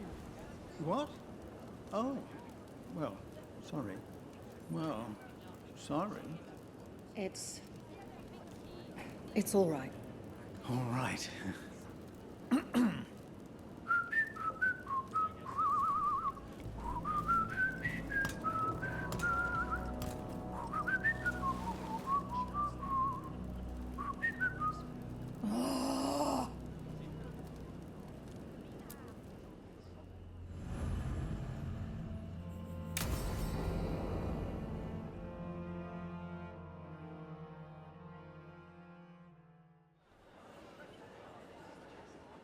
Do you think they're wondering why you ordered a drink for the empty chair? If they are, they won't tell anyone. The crows own this cafe. Smells like Lucanis. Just try it. So, are you two okay now? Since you didn't kill Ilario, I mean. We still hurt him. That humiliation in front of everyone, he'll never forgive that. So there's peace, for the moment at least. Are the other Talons okay with the whole abomination thing? Probably not, but they prefer me to Ilaria or the Venatori. I suppose the crows have had worse first Talons. Is it strange that I'm enjoying being out with you and your imaginary friend? It isn't exactly normal. You try it.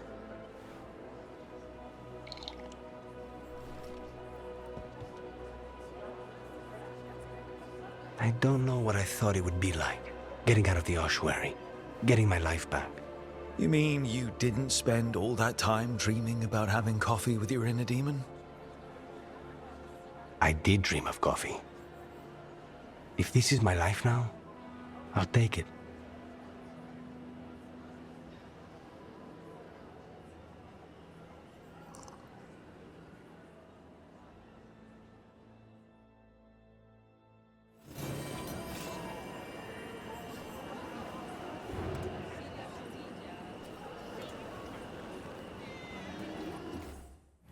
Yeah, Spite didn't care for it. Which makes sense. Why would Spite like coffee? I mean, come on. Alright, hang on. Before we commit to that little side quest, let's be absolutely really sure.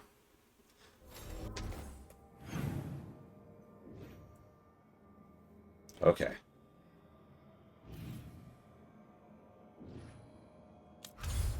No, I know. DST is tonight. So, you know, that sucks.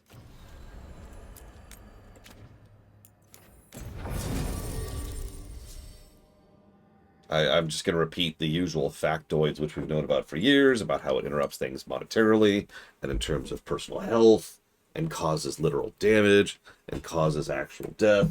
Let's just ignore all that and just get on with it.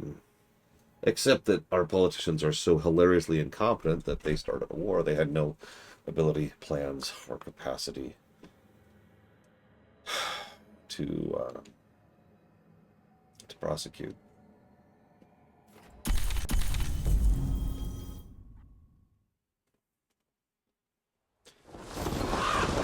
Yes, this is the bad one, aka both of them. Oh, I know I'm extraordinarily aware. If I ever take over the entire universe, which I'm gonna do, I'm getting rid of paper clipping. Because paper clipping is such a freaking horrible concept. I know that sounds like a strange thing to focus on, but it's so horrible for a multitude of reasons. Let me explain something that I've come to be aware of in my older age. This is opinion. I'll freely admit this is opinion. Bureaucracy overall is leaning towards being a good thing. We don't want one asshole who can just do something, right? Everyone thinks they do. Everyone says, oh man, I wish someone could just cut through the red tape. But red tape is there for a freaking reason. There's actually multiple reasons why it's there, but the biggest and most important reason is it is to prevent someone from just doing something. Because you don't want someone to just do something. It would be nice every now and again if they do something that you agree with, but that's the catch, isn't it? It's something you agree with. What if someone does something you don't agree with? What if someone does something that's really horrible to you or for you, and they just do that? Yeah, the Anakin approach is someone more or less literally cutting through the red tape. Yeah, bureaucracy is there as an aspect of checks and balances. That's what its point and purpose is. Now, you're probably thinking, what's that have to do with paper clipping? Paper clipping by design is trying to bypass red tape.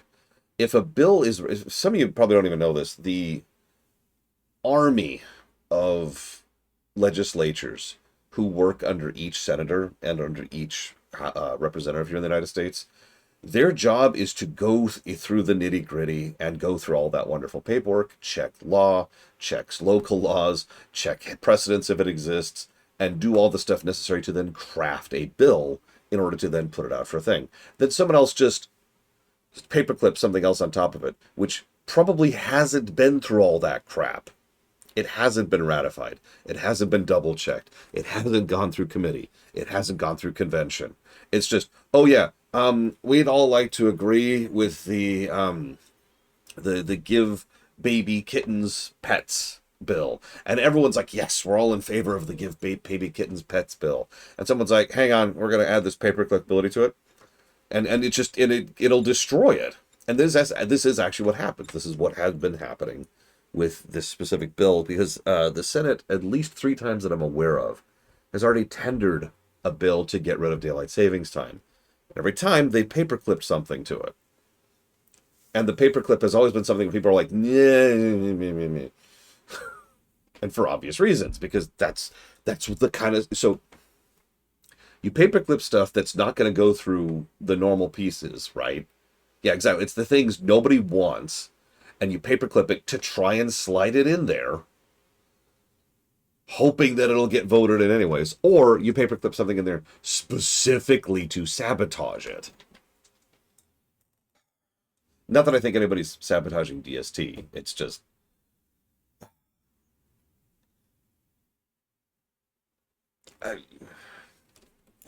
Sorry, rant off. Apologies. It worked. The crows have harried the Antam, and Evenchi is revealed. But I did not think this is what they planned. It is bold, and it will doom us all. Rook, good. We have discovered what Ivenchi is planning for Treviso. When you fought the comic master in the garrison, you mentioned a note you found that said some comic had gone missing. We have discovered who stole it. Ivenchi. The governor intends to release it all around the city to pacify violent seditionists. They called us reckless, and now... Now Ivenchi will ruin the minds of thousands in this city to have their peace and order. Who is Ivenchi planning to poison with the comic? Aside from the crows. People who have spoken up too loudly against the Antam. Anyone too friendly with the crows. I doubt Ivenchi is familiar with poisons. I guarantee the comic will spread to the rest of the city as well. The long and the short of the answer there easily is yes. Something like daylight savings time is tied into federal level interactions. Like, it's not, whoever your phone provider is not the person who tells your phone what time it is. Whoever is putting out that update to your computer, that's not whoever puts that out. There are federal level agencies which deal with these kind of things. It's the same thing with things like weather, for example, right? So anything that's going to cause a change to this is going to pretty much have to happen at a federal level. What has been happening, and anybody who's been paying attention knows that, I think it's like 30 some odd states did this last year. A lot of states have been pushing forth their legislation to get rid of DST in an effort to force the federal layer to get rid of DST. To basically just kind of say, we're all ignoring it, kind of like what Arizona already does. So now we need to get rid of it across the board. And the problem is that has worked, which is this is one of the reasons why several federal bills have been put forth to go ahead and change DST. And the problem is they keep getting shut down.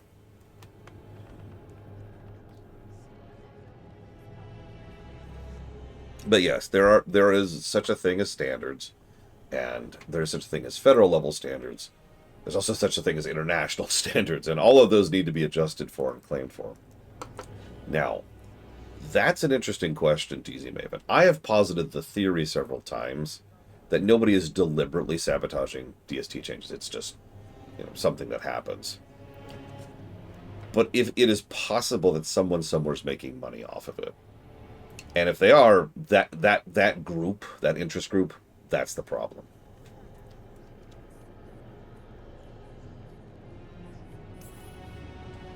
Destroying your own people's minds. How could Ivenchi do this? By telling themselves there is nothing else to be done. They will trot out some excuse to give to the worst of the politicians and the merchant princes. You say that as if those were different people. It is finally time to strike. Go to the garrison and prevent Ivenchi from releasing the comic. Once you are there, Thea and I will lead the crows against the rest of Ivenchi's forces in the city. Understood. One more thing.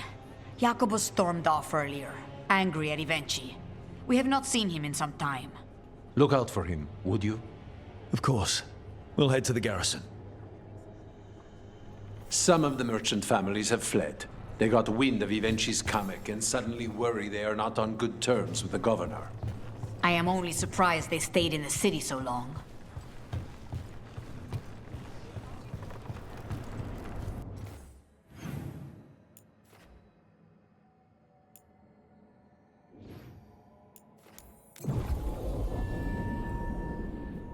When did I get muted? I'm with Easel. My theory as to what's going on, is that it is such a positive, agreeable bill that everybody wants and that everyone will vote for yes for, that everyone sees it as like a golden ticket to slide in whatever nonsense bullcrap paperclip they want to. And so people have been.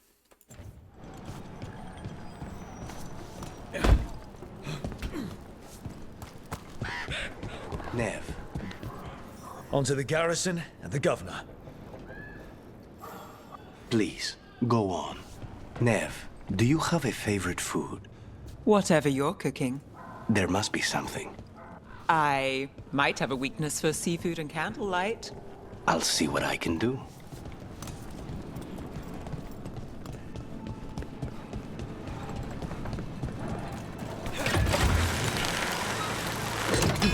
I mean, I don't have the kind of insider's track I'd love to know the specifics of why. I can tell you the mechanisms, I can tell you what's happening, but I can't tell you why it's happening. We clear the garrison this time. Eventually's got to know there's no way out for a traitor. No, DST has not been popular for quite some time.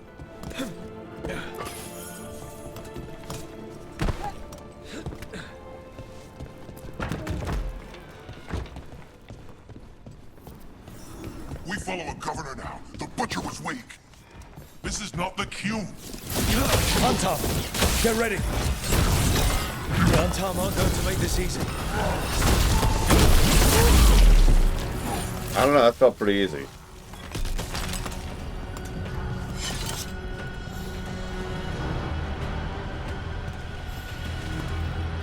Jacobus. Me and my friends are sick of doing nothing. Eventually's got their comic past the courtyard, but they've locked the gates. We'll break into the garrison and get them open. Be careful. The Antam. We'll stay hidden. Good luck.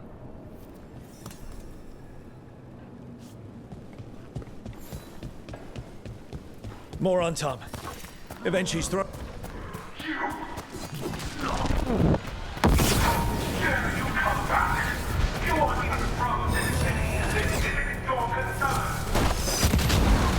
Interesting argument.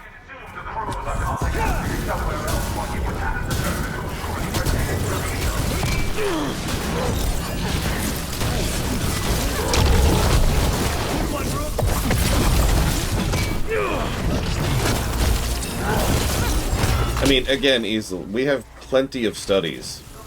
Multiple studies. Properly checked. Done multiple times over multiple years. Proving how objectively bad daylight savings time is. And to be clear about my terminology when I say that, what I specifically mean is the fact that the time changes. That's the problem.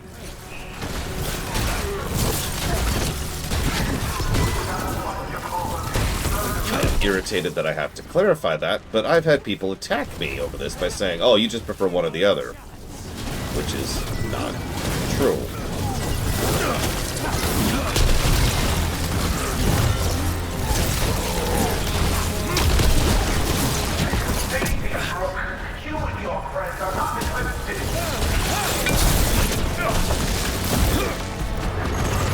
Okay. Now for Evenchi. I know you're there, Rook. I'm ready for you. Come face the ruler Treviso deserves. I would love it if this asshole was just a level 1 nobody. He won't be, but it would be very funny. Something's wrong. Something in the air. Really? I wonder what it could be. Maybe it's this green fog over everything. Wait, are these Antam real? I see the comic is working.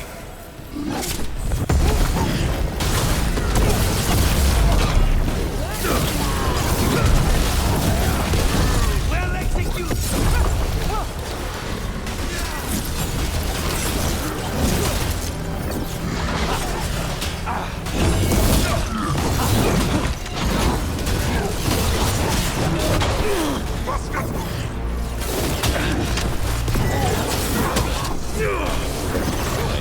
Stop. Stop. Just stop. You can't block a black hole.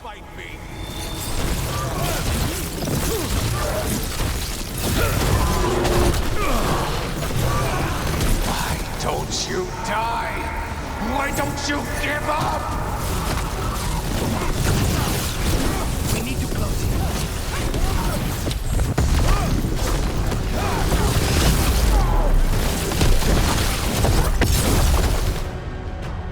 I dotted every I, weighed every measure. And you're not even one of them. Rook fought you like a crow. And Taya, Viago, Jacobus, they all took more responsibility as Trevisans than you did. I lost so many people to the Antam. My family, my cousin. By right, his contract against the governor is mine. And I say Evenchi doesn't deserve to die. They deserve to live. What? On trial. paraded in public. Everyone will know who hurt Treviso, and you'll suffer for every minute of it. You can't do this. You can't let this brat decide what happens to me. It's time to live with your actions, Governor. That seems fair to me. Being made a scapegoat for all of Treviso's ills is fair? You can't put me on trial? I'm still governor of this city. Not after the crows go to the merchants and the king about the comic. The message about Treviso and the future of the crows has already been sent. Your contract is due, Evenchi. The crows rule Antiva, and Treviso will be free. We ensured eventually will pay for their crimes and Treviso will be free. Thanks, game. I didn't know the choice I made 5 seconds ago. Well, didn't make 5 seconds ago.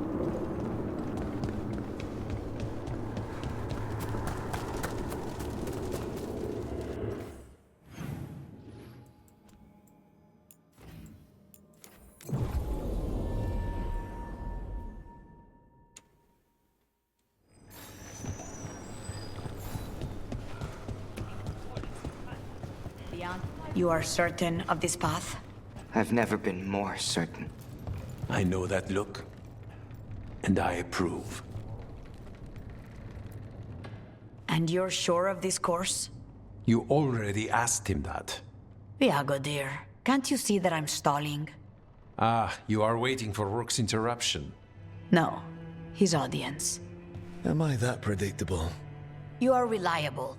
I might say, essential. It was an honor to defend Treviso with the crows. To the business of the day, then. Jacobus, are you ready? I'm ready, Fifth Talon. What's going on? We accept Jacobus's right to the contract on Evenchi, and his decision to spare the governor.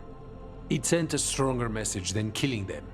Their crimes will be aired, their reputation blackened. And during these punishments, the former governor will live with the fear we may still one day end them. For his help, and proving he has sound judgment, Jacobus is becoming a full Antivan crow. I'm happy for you. You deserve it. I just want the chance to follow Air's lessons and your example. I only got this because you went out to face Evenchi, Rook. I couldn't have done it alone. I want to find others like me. Orphans, people with no more homes, under a new house name. Neri suggested Igrativi. It's old Trevisan, sort of a grateful life. I'm honored, Jacobus Igrativi. You and your new house will do great things as crows. The Fifth Talon agrees. As does the Seventh. Rook, all of Treviso is in your debt. For what you did out there, and for the future you have inspired. You have powerful enemies. When you decide it's time to put them in their place, we'll be there. And Rook, you'd have made a damn fine crow. Remember that. I know, it was in the character creation and everything. Hey, Epic. Thank you for the sub.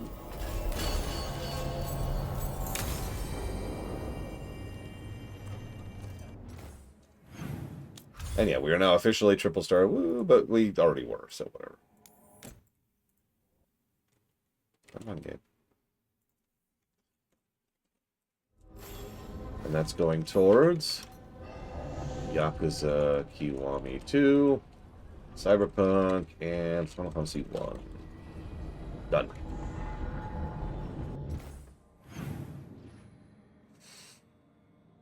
Just take it in. Take it in. Embrace it.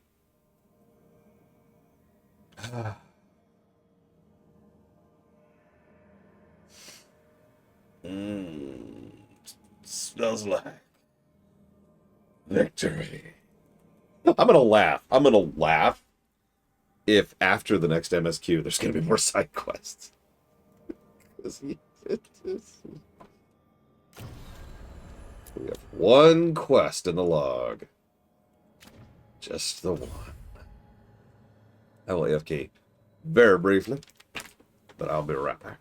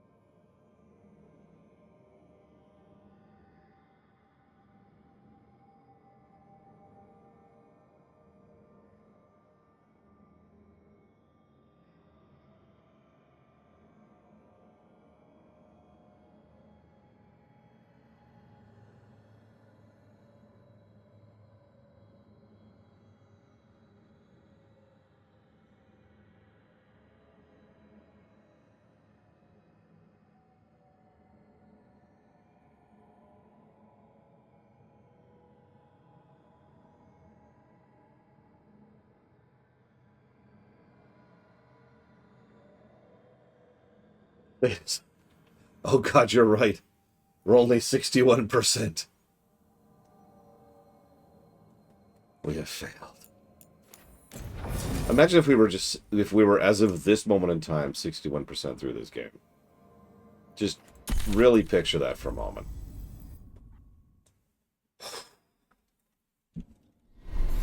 Just yeah. I'd shoot myself. I've thought about using a standing desk. And I never will. Siege of Saconia, back on stage.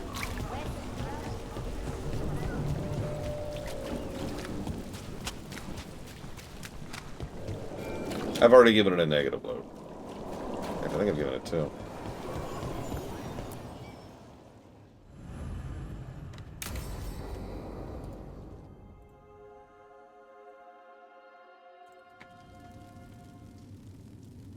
These meetings can't be good for business. I'm here, Inquisitor. Uh-oh. Oh, there she is. It isn't just Inquisitor, is it? You were someone before that. Clan Llewellyn. We try to be no one you've heard of. Morrigan is holding a perimeter. We're alone. Tell me what Solus did at Elganon's ritual. Sounds like you already know. I need to hear it from you.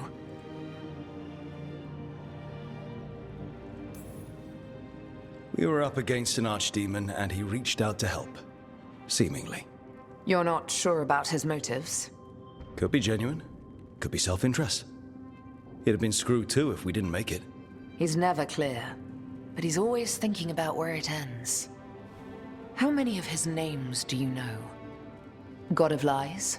Dreadwolf? Fen'Harel? They're titles he earned from enemies, followers, and fractured history. I called him by another name for a time. Comrade, if not friend. You went your separate ways when he turned to ending the world? There was some unfortunate overlap. I'll never excuse what he's done. He's killed people I held dear, you know this too. But? He became those names when he fought gods. And regret for his world turned into destroying ours. Sound familiar? You're making us sound like Solus. That's uncomfortable. We're not like our enemy. They're making us do this. Simple as one of Varric's morals. Don't become what you hate. Or trapped by what we've lost. Also one of his. Tell me about the team you've built. Are they a concern, or...? You're handling things. This part, what you have now, I just miss the banter about friends.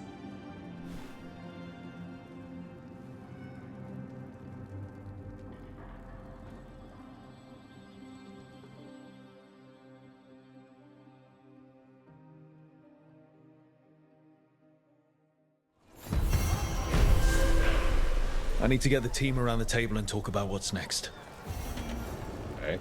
And no, Mr. Floyd. Why would I ever romance Solas?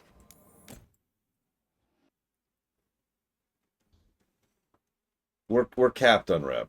Pseudo-capped. We're not literally capped.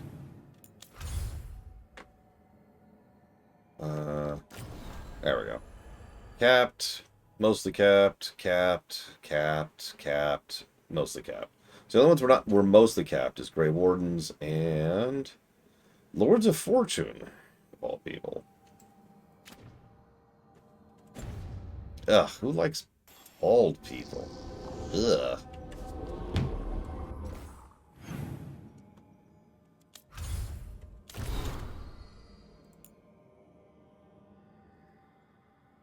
Events move with tremendous speed. Much that we thought certain has turned out to be only wishful thinking, and every day we find ourselves pushed to our limit. The Darkspawn, until now little more than a trickle, have become a flood. We've been forced to abandon villages and settlements all across southern Ferelden. We have retaken Skyhold from the demons that infest it, and we have now brought refugees from this onslaught.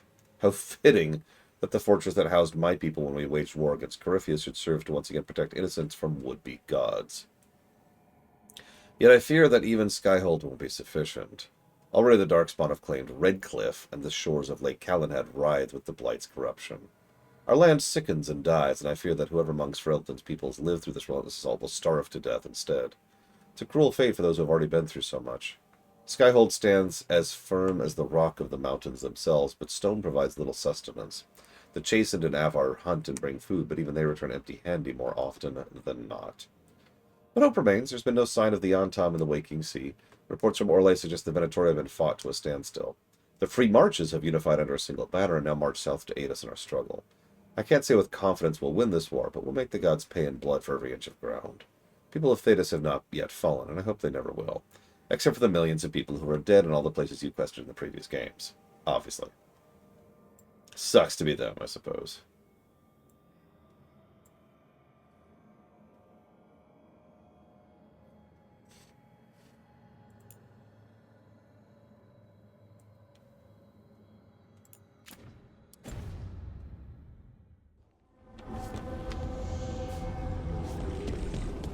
Wait.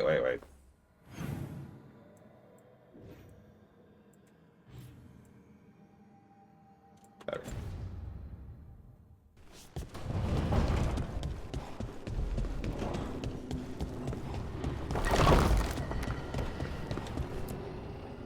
Tearstone Island. That's where Elganon and Gillenane will perform their ritual. With an eclipse, those two can finish their dagger, then tear open the Fade. After that, we've witnessed the horrors Gillenane creates with even a trickle of the Blight. What happens with a flood? Next eclipse is a month away. That's not a lot of time. Getting past the Antam Navy won't be easy. They'll be on high alert. We'd need our own fleet to get past them, which we don't have. If anyone can find a way around that fleet, it's us. Everything seems impossible at the beginning. Just fight one battle at a time. Varric told me that. Damn right, kid. A single boat can sneak past a blockade. We just need to find something that floats. The Antam fleet may not spot us, but the gods see much farther. Worse, they know about us specifically. They'll be waiting. Let's make sure there's too many distractions for them to spot us. Sounds like you have a plan. Harding, reach out to our allies. Wardens, Veil Jumpers, all of them. Tell them to be ready to start swinging. We start enough fires, make some noise, and the gods will look everywhere for us. Except at their front door. You've helped our allies, Rook. They're ready to return the favor. That takes care of the approach. But what about when we get there? We'll have two gods waiting. Who knows how many Antam? We'll need to be at our best. Question is, we there yet? Did we do our loyalty missions? We are ready as we'll ever be. I'll send off messages to our allies. They'll be ready. Would Morrigan help? Could Morrigan help? The world's ending. That's when Morrigan does her best work. Great. Tell Morrigan the plan. See if the Inquisitor's willing to help us. I know she's busy leading the fight in the south, but she knows this blight won't end until the gods are dead. We're ready as we'll ever be. We need to make our move soon. I agree. Get some rest, and be ready.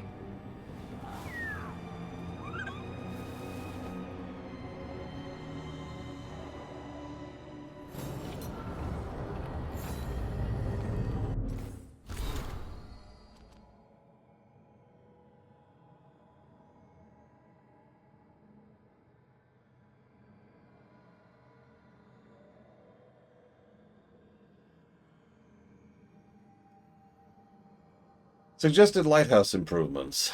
Some kind of motivating force? Could we make the lighthouse move through the Fade? Look into Kunari Dreadnoughts. Ask Tosh about how they move. Archon's Palace Cannon. V. Very important. Fade is full of dangerous creatures. If one of them gets close, overcharge using ambient magical energy. Barrier. See above. Also, lots of debris still floating around the lighthouse. Could end up hitting someone's room, send them floating off into the Fade. Inverse Illuvian effect. Instead of moving small objects to the mirror, use mirror to move lighthouse through itself. Very complicated. Dreams not changing the nature of reality. Lighthouse is somewhat protected from effects. Above. If effect were disabled or dampened, could we use dreams to create things? Investigate. Addendum written in Emrich's careful hand. My dear Balara, I believe we have spoken several times on the wisdom of turning the lighthouse into something different from its current purpose. While I doubt neither your knowledge or your enthusiasm, as we have previously mentioned, the lighthouse provides us a secret base from which to fight. It is not intended to be a vessel of war. Let's put this line of inquiry to rest. Dear Professor, this is all purely academic, I promise. Also, don't look under the Illuvian platform. I cannot stress this enough.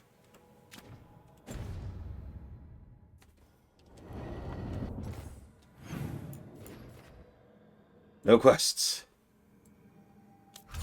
No quests.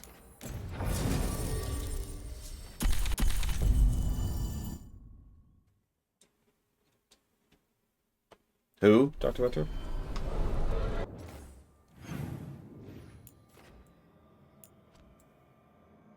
Wait, is there actually something there if we go check under the platform?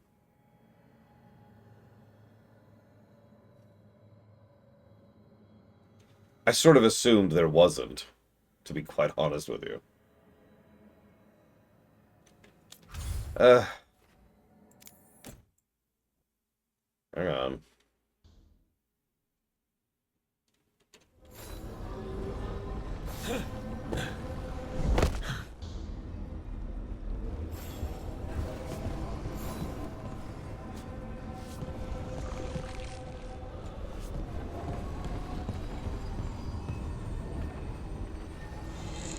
Yeah, I'm gonna guess there's nothing there.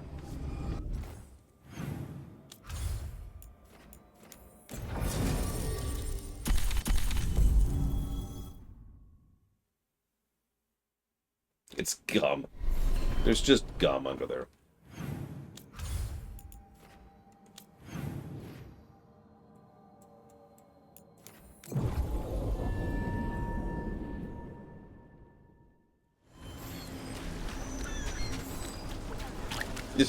This is just a bomb with a big red button on the side.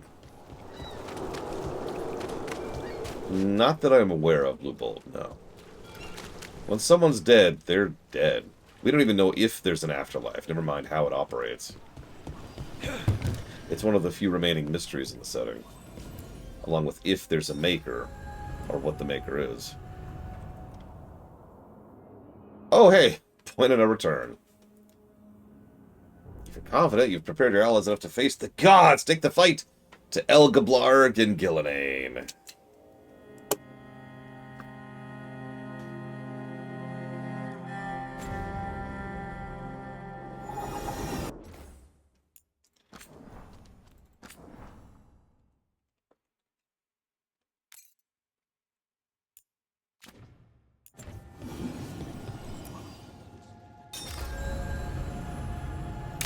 I think in the interest of fairness, I'm going to cut off the guessing game now. So you have to guess how good or bad you think the outro is and how much it's going to affect the score now. So get your guesses in. I'm chopping it off, let's say, after this cutscene finishes. Quickly now, Rook. For good or ill, the fate of the world shall be decided soon. I received Harding's missive. Your plan is sound. So the Inquisitor's in? Indeed, although she requires a few days to set events in motion, time is needed to allot her responsibilities to those who are capable of managing them. Once settled, she has pledged herself to your cause. The snake's head must be severed, else the body simply grows anew. And what of your other allies? Will they also be ready? There is no room left for doubt or hesitation. Only one of us has a fragment of a god inside them, Mithal. I carry only her memories, not her strength, nor her capacity for strategy. Well, either way, our allies will be ready. As they must be. There will not be another opportunity to foil the schemes of Elganon and Gillenane. If we fail in this, they gain all that is needed to reshape the world in their twisted image.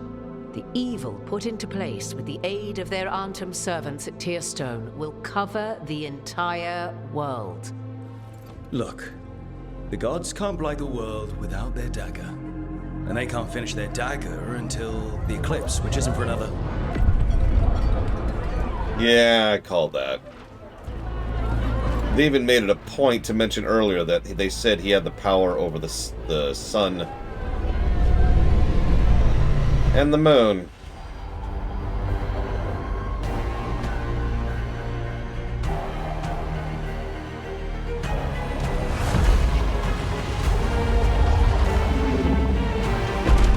Which is honestly completely insane. In a game filled with some ridiculously high magic stuff, the ability to just straight up moving the moon like that is bonkers. Yeah, no, that's... wow. Also, I'm sorry, if you have the magical capacity to move that much rock... that's... Elganon. Then you don't need the blight. You have won. Inquisitor. And Rook, I wish you great luck.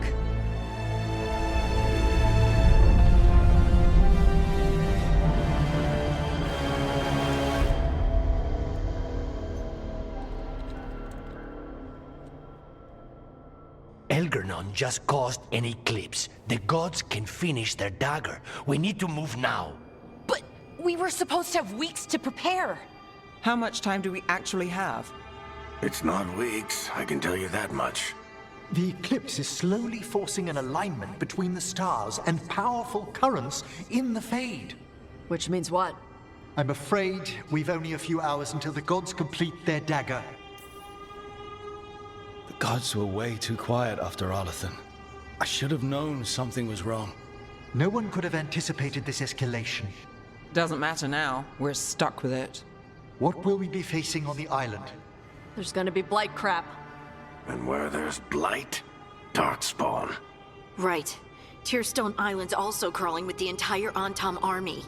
They've had time to prepare. It'll be... I think it's the first time someone's acknowledged Varric, like the entire game, by the way. Her actually responding to him by saying, right.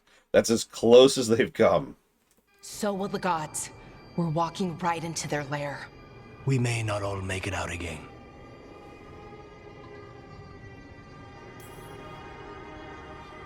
There is no one else I'd rather do this with. No one. So let's stop the gods. Whatever it takes.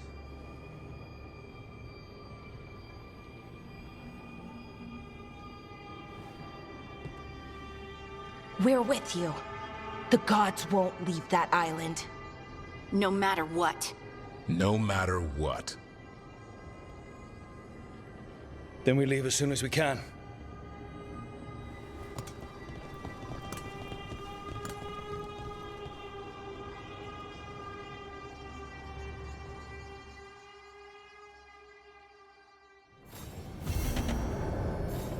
I'll talk to Emmerich before we go. See how he's doing. Oh, hey. Time to go have one last bony smooch.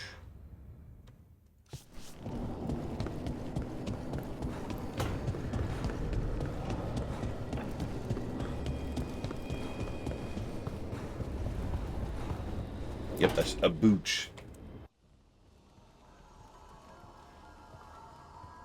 Darling, I'm just finishing reviewing my bequeathments. It made me consider a topic I must broach. We face Gillenane soon.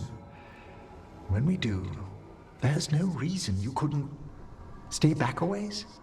Well, no, I can't. All the enemies automatically aggro to me. If I stay back, they'll just charge after me. What? I'll be far more difficult to kill. You needn't face her head on. First, no. Second, what brought this on? I can see the life course through you, my love. Like a thread of diamond flame. Yet, I will lose you to time, Rook. What if I can't bear that for eternity?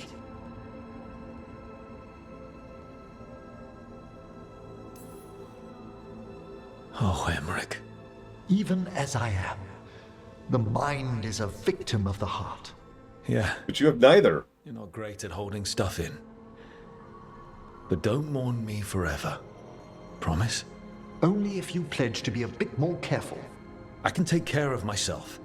We're heading into untold danger. You can't be like this every time we face something big. How can I not? It's not my fault you're afraid to see me die. Rook, We should get ready. Have to leave soon.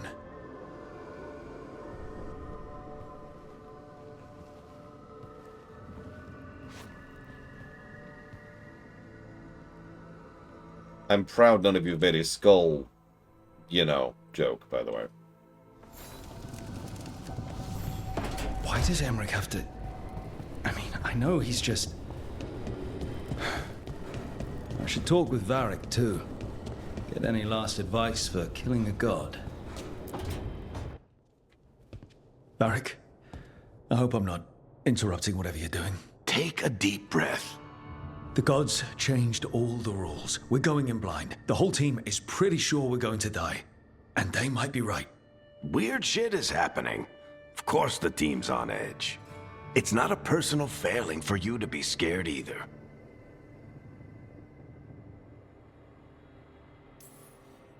I didn't ask to be the one making all the decisions. But you did it anyway. And that's why they look up to you. They know you're fighting a lot of thankless battles, so they don't have to. It's one of the reasons they're worried about you. I think the world deserves more than me leading the charge. But I'll think about what you said. Go on. You know where to find me if you need me. Well, let's not keep the gods waiting.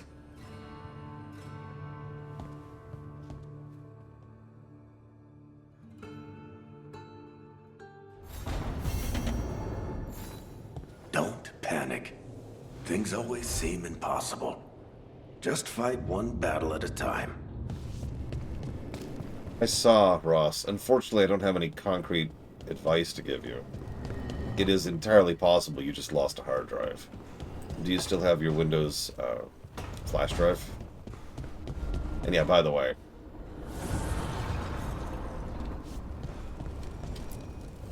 Abundance.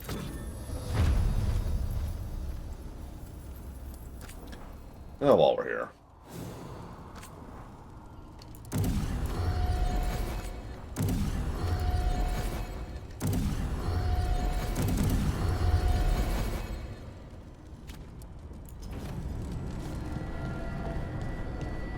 Yeah, I was gonna say, someone's played FF7. Actually, this kind of makes a weird bit of sense to me. We're probably not literally seeing that. That's probably just what the Fade looks like right now. Because I'm pretty sure most people in the world right now are thinking about that. Kind of a public subconscious kind of a thing, you know? Yeah, exactly.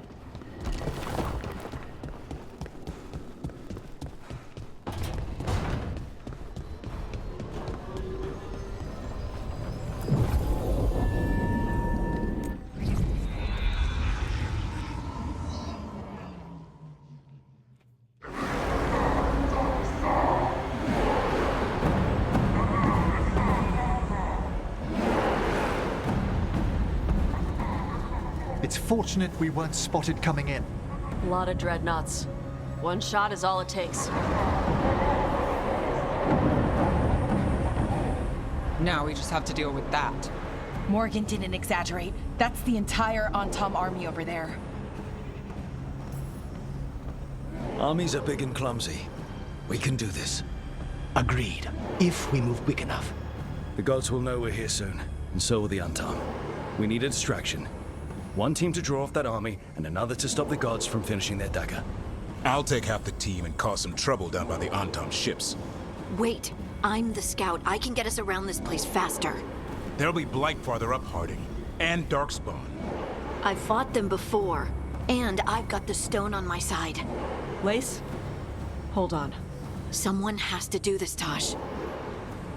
So who will it be? The guy who's much better. That's not even a choice, Davrin. Davrin's right. We need a Grey Warden and a Griffin in the lead. Won't let you down. Either of us. I'll take the rest of us and get to the gods before they finish their dagger and cut open the Fade. Once we're in place, Lucanus will take Solus's dagger and ambush Gillenane.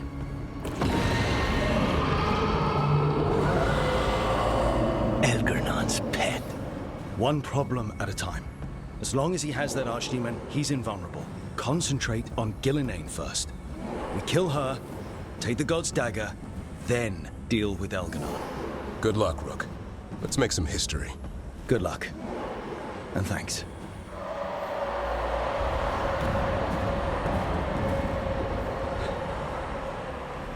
Davrin. Just like you said in the lighthouse, Rook. We stop the gods. Whatever it takes.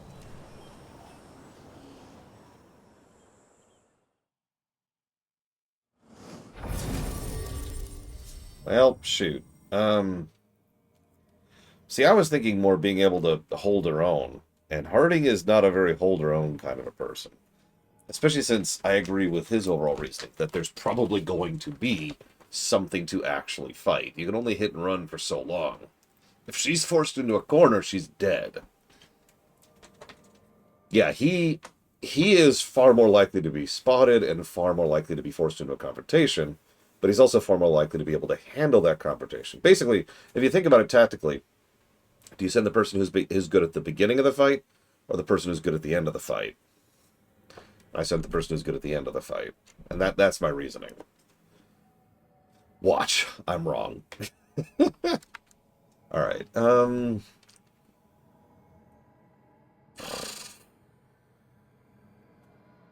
So it doesn't matter who I bring gameplay-wise at this point. Because my gameplay team is Davrin and Harding. So, you two.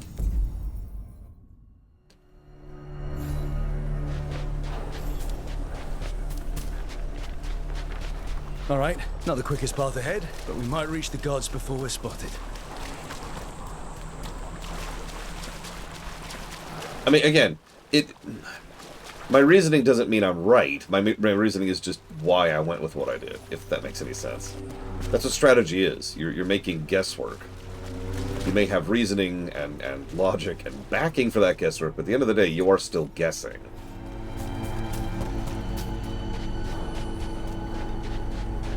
So, this is my guess.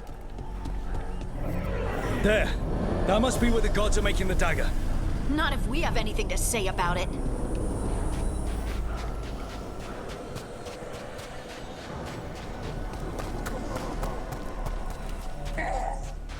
Well, so much for that. We can't let them warn the others. Okay.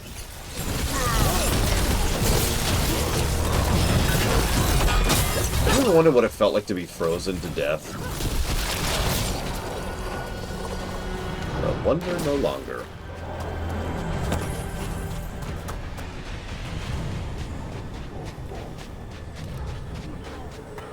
Nice to meet you. We still haven't been to the Black City, though.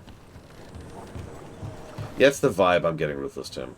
In fact, if this is the part of the game I think it is, we have officially reached the part of the game where we are officially at the 4th version of the game, when they brought in the Mass Effect team, along with some of the original directors and producers who had bowed out. You heard the Kunari. They've got mortars!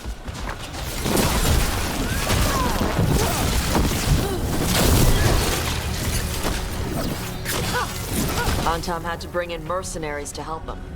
So much for being strong and pure and crap. The Antom aren't taking any chances.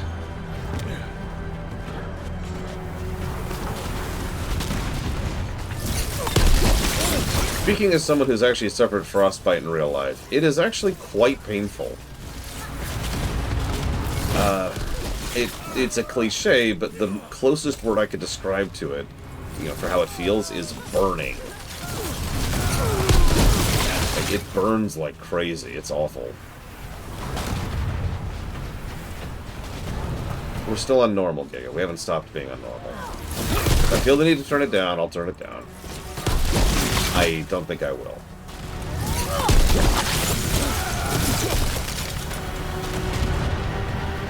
I'm in the DPS burn spec at level 50.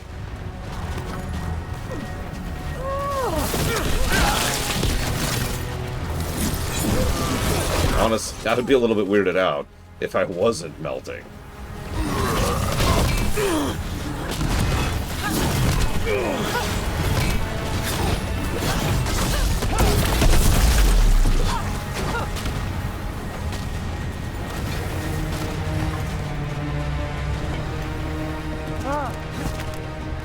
Also, these guys are literally level 10. I don't know if you got that.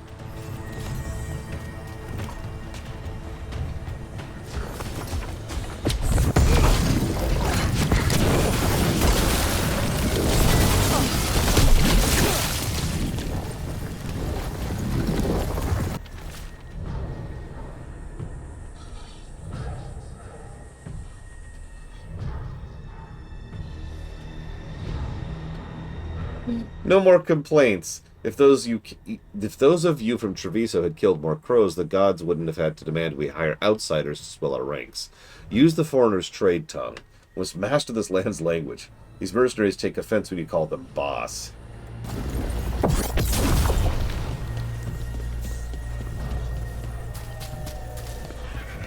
Hey, Radisvik. One moment, please.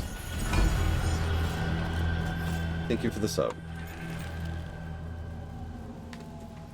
And if you give me 1 second, I will jot that down. Early Castlevania. Morrowind. Deus Ex Revision. Done.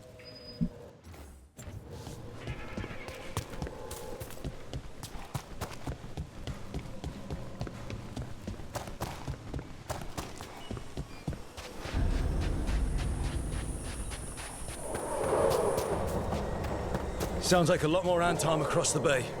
Does anyone know what they're saying? Something something Gillinane's blood, something something pure and unstoppable, the usual. Okay, lol.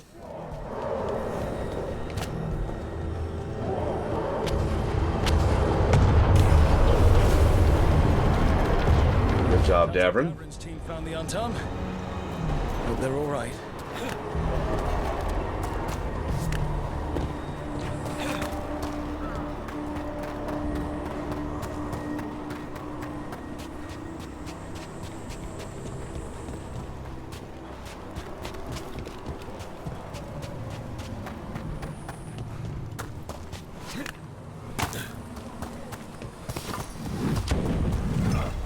Mercenaries again. We have mages. Antom must be scared shitless. They hate mages. Not that I'm aware of, Ruthless Tim. Tariba. Yeah, I might fight that.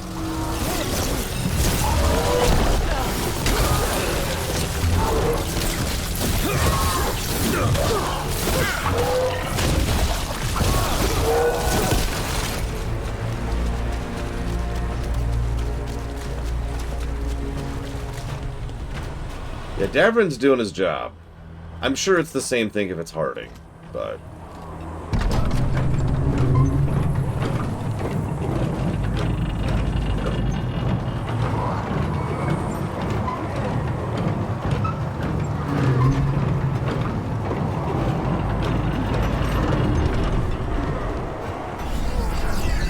How brave of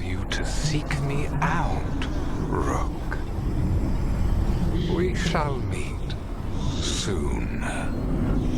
I just heard Elganon. He said my name. Who told him my name?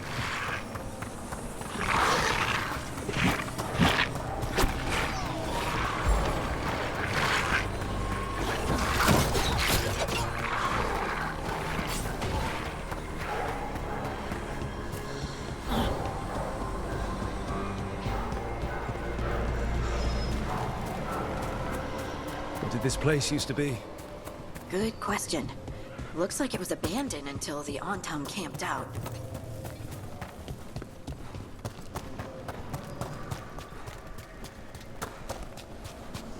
I mean, that is basically what it's there for, Radiswick. It's there for anything I miss, or to help It's you those guys mercenaries again. keep on top of Can't it. let them slow us down.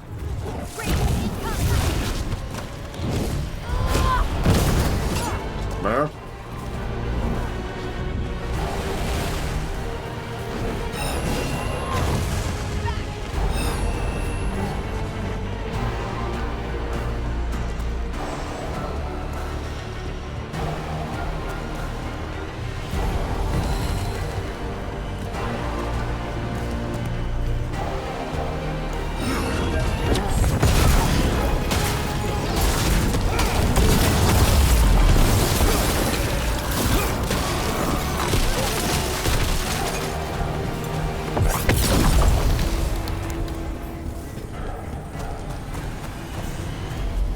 Like crap.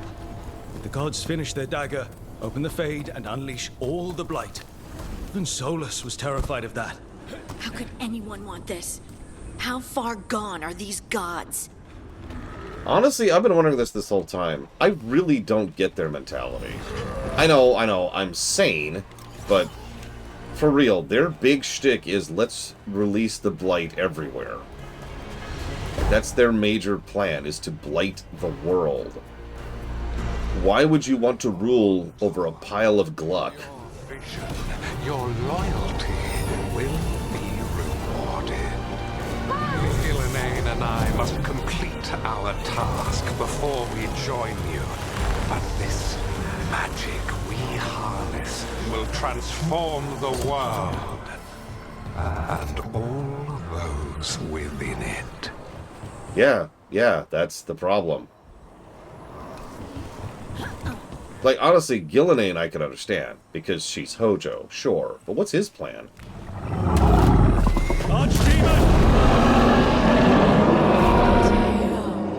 She's real big. Come on! We're getting closer to where the gods are making their dagger.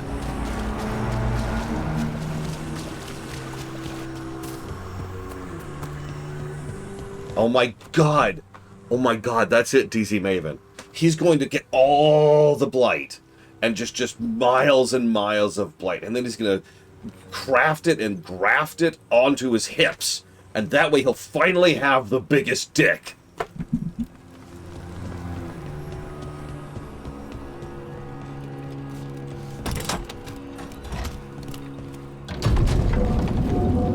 Antam! We sense intruders, the same mortals who defied us at Whitehart.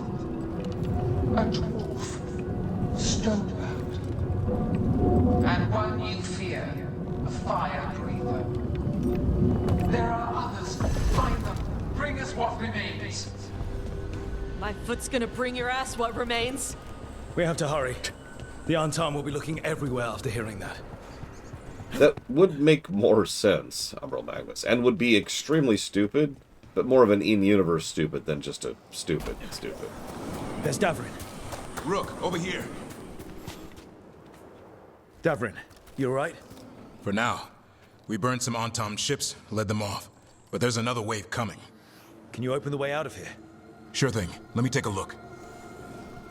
There's usually a lever. Davrin, the lever's right there. He's gone.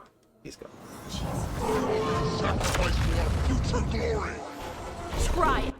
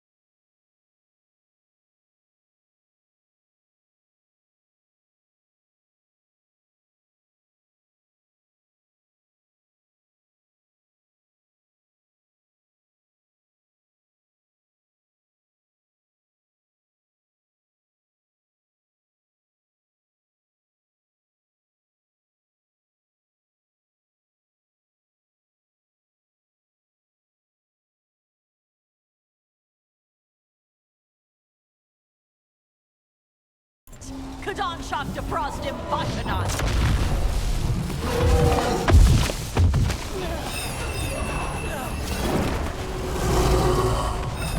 There we go. Sorry. I'm unmuted now. Yeah. Hang on, let me summon a black hole. Let me freeze them in place, and then let me kill them. I mean, how's that door down? Like, if we put my computer together and booted it up, we could go. True, but that's almost going to be more irritating.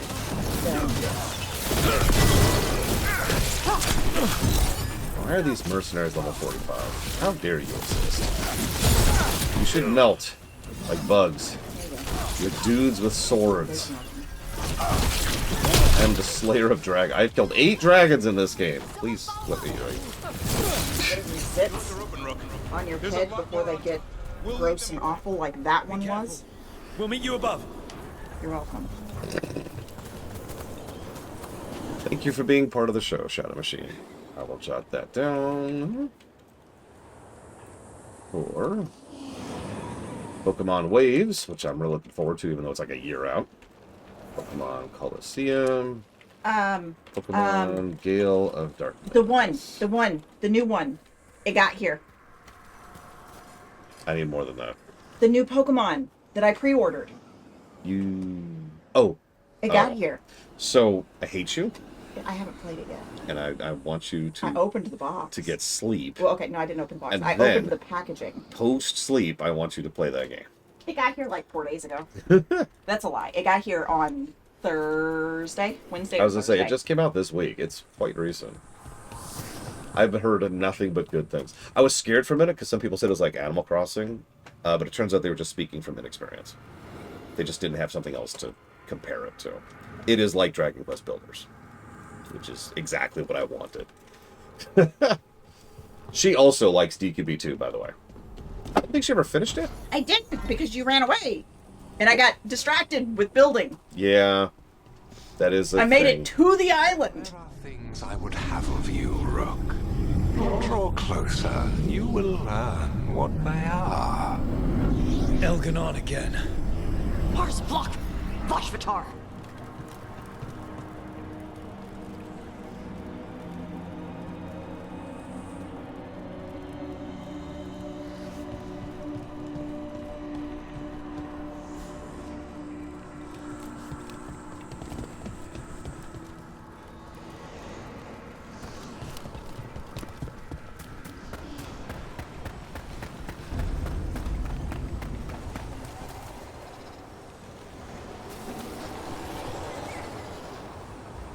Like, this just...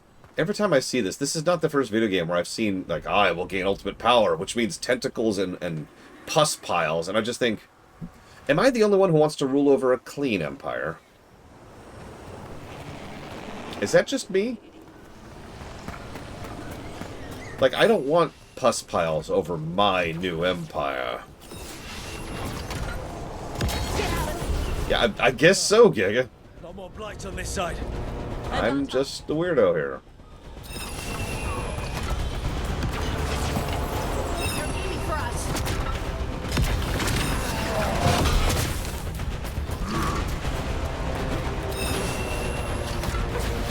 Unarmed, the intruders remain.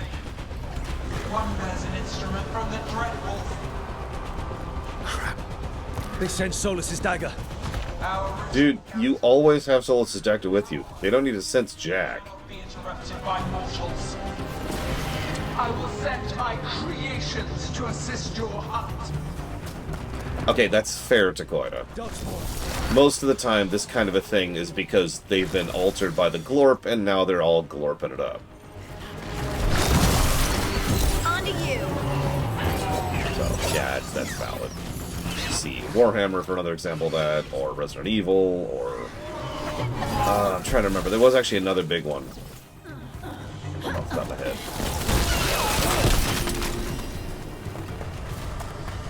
We got a Glorp. I suppose StarCraft would count, but most of the people who wanted a big evil empire didn't want a Zerg empire.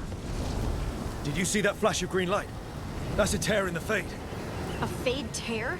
Are we too late to stop the gods? Gods might be close, but they'd be gloating if they finish their dagger. If we kill Gillenane and steal that dagger, then Elganon can't unleash the Blight.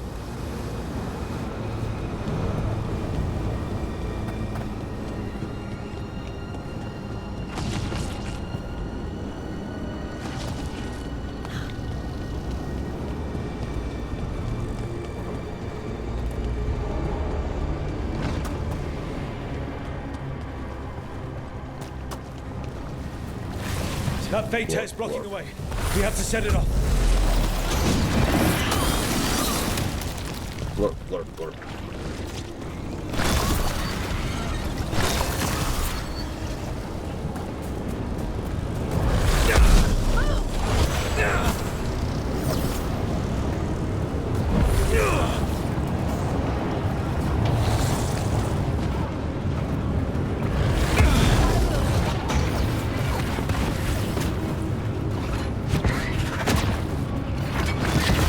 Coming at range.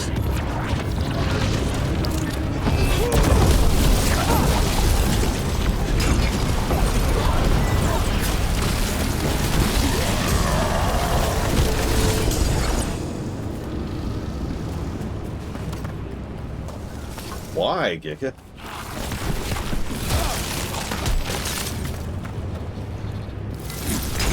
Look, every now and again the game forces me to fight things.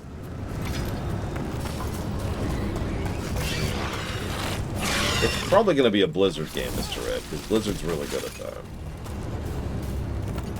No, I've noticed, believe it or not. It's actually one of the better levels I've seen so far. Also, no complaining.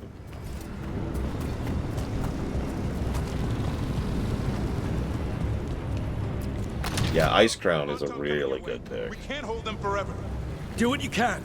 Meet us inside that building ahead. So we got 4 for this one, huh? Okay. More blight in the way. We've got to clear it out to get to the gods. Only for you. The Maw is actually legitimately one of my favorite hells in all of fiction. I've said that before. Maybe favorite's the wrong word. Most horrifying? Basically, the Maw is right up there with the Wall. For different reasons, but yeah.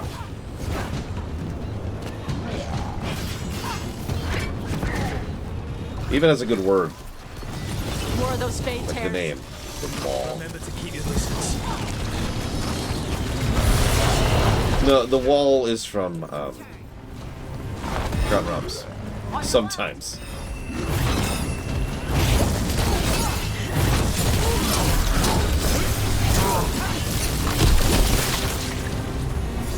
Yeah, so far I'm more positive about this outro than I was expecting to be. Consider me pleasantly surprised. Oh yeah, speaking of which, Mordor in the Lord of the Rings movies is a really good movie. And I'd be lying if I said I didn't like it over in Shadow of War.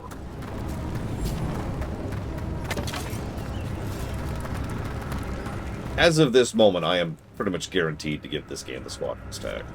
I cannot imagine that changing. Yes, Blade Jamal, 100%. Game's too long, to be quite frank. I enjoyed what was there, and I'm tired of it. I am ready to move on. The only way in which I would ever sweep a game like this is if I had literally infinite time. As in, like, pocket dimension where I could just play games infinitely and without having to worry about time being wasted. Seize the light! I will craft a new dragon! Invulnerable to steel, flame, magic! It will be perfect! No such She's thing! really excited by that. It will be your hearts! My heart's pretty tiny. That's not going to be very, like, nourishing. You should know that. You're a scientist.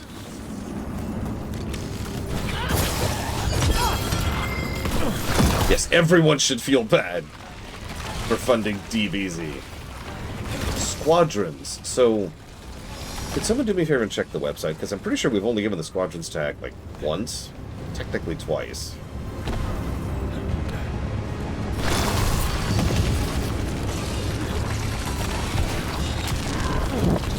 Can I help you?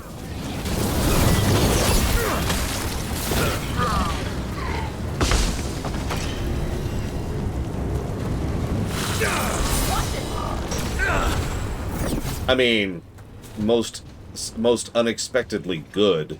This is currently a shoe-in for the LGAs. Got it. Everyone, Metallic Child. That's right. Anyways, Squadrons game is... Now, this is important. So, a storybook game and a Squadrons game kind of mirror each other. A Squadrons game is a game where the story is really, really good, and the gameplay is really, really bad. It's semi-common. We actually have covered several storybook games. A Squadrons game, by contrast, is a game where the gameplay is really, really good, and the story is really, really bad. It is a game you endure the story for the gameplay. Yeah, lots of RPGs end up being storybook games because... But ironically, the first game to get the storybook tag was not an RPG. I think it was Spiritfarer. Yeah, Engage would be a Squadrons game, from what you tell me.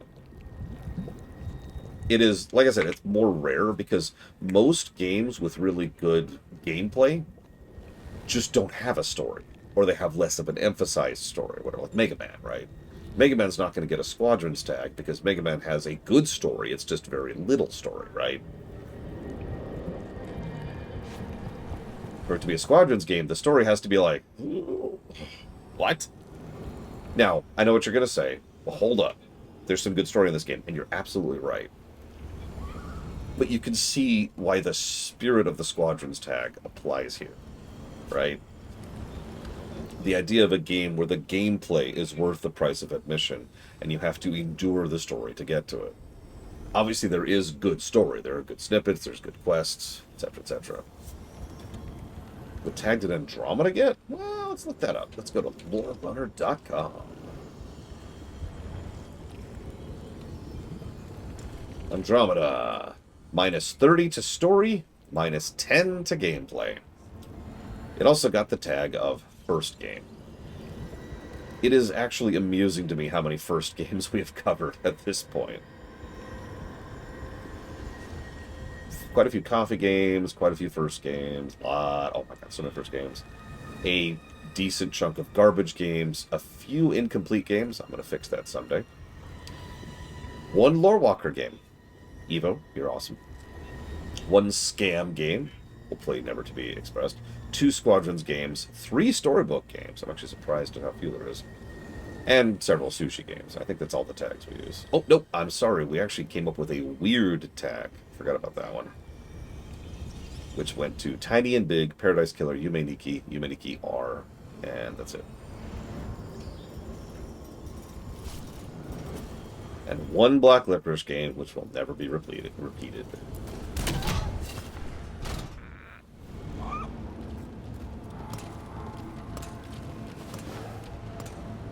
Oh, another Fade tear. Oceans of magic are coursing around us because of the god's ritual. Then we'd better find Gillenane, quickly. Wait! There are wards blocking the way out. Blood magic. One touch could kill. How do we get through? Ideas? Patterns are familiar. If I can fracture the harmonics, we could get through. Maybe. I deal with blood magic. I can stop the damage long enough to burn out the wards. That's risky, Nev. Really risky. I can't ask you to do that. Your way's just as dangerous. Don't like it, but one of us has to do it. This really is the suicide mission, isn't it?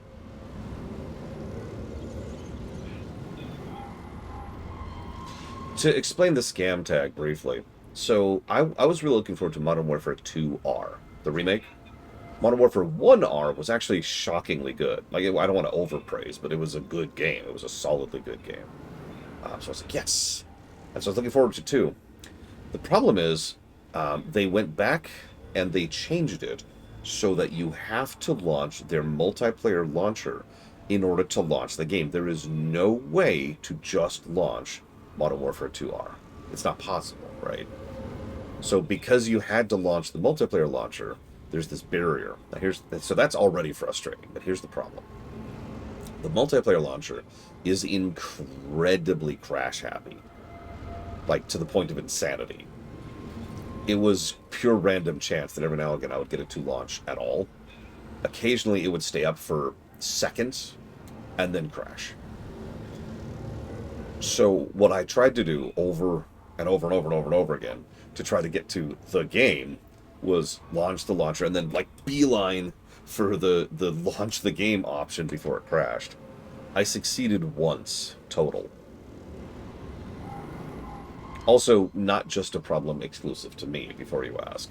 Apparently quite a few people had the exact same issue, and there was no solution proffered. And because the development team had already moved on, there was no support or patches coming to fix that. So it's the only game we've ever covered that had a net played time of technically 0. I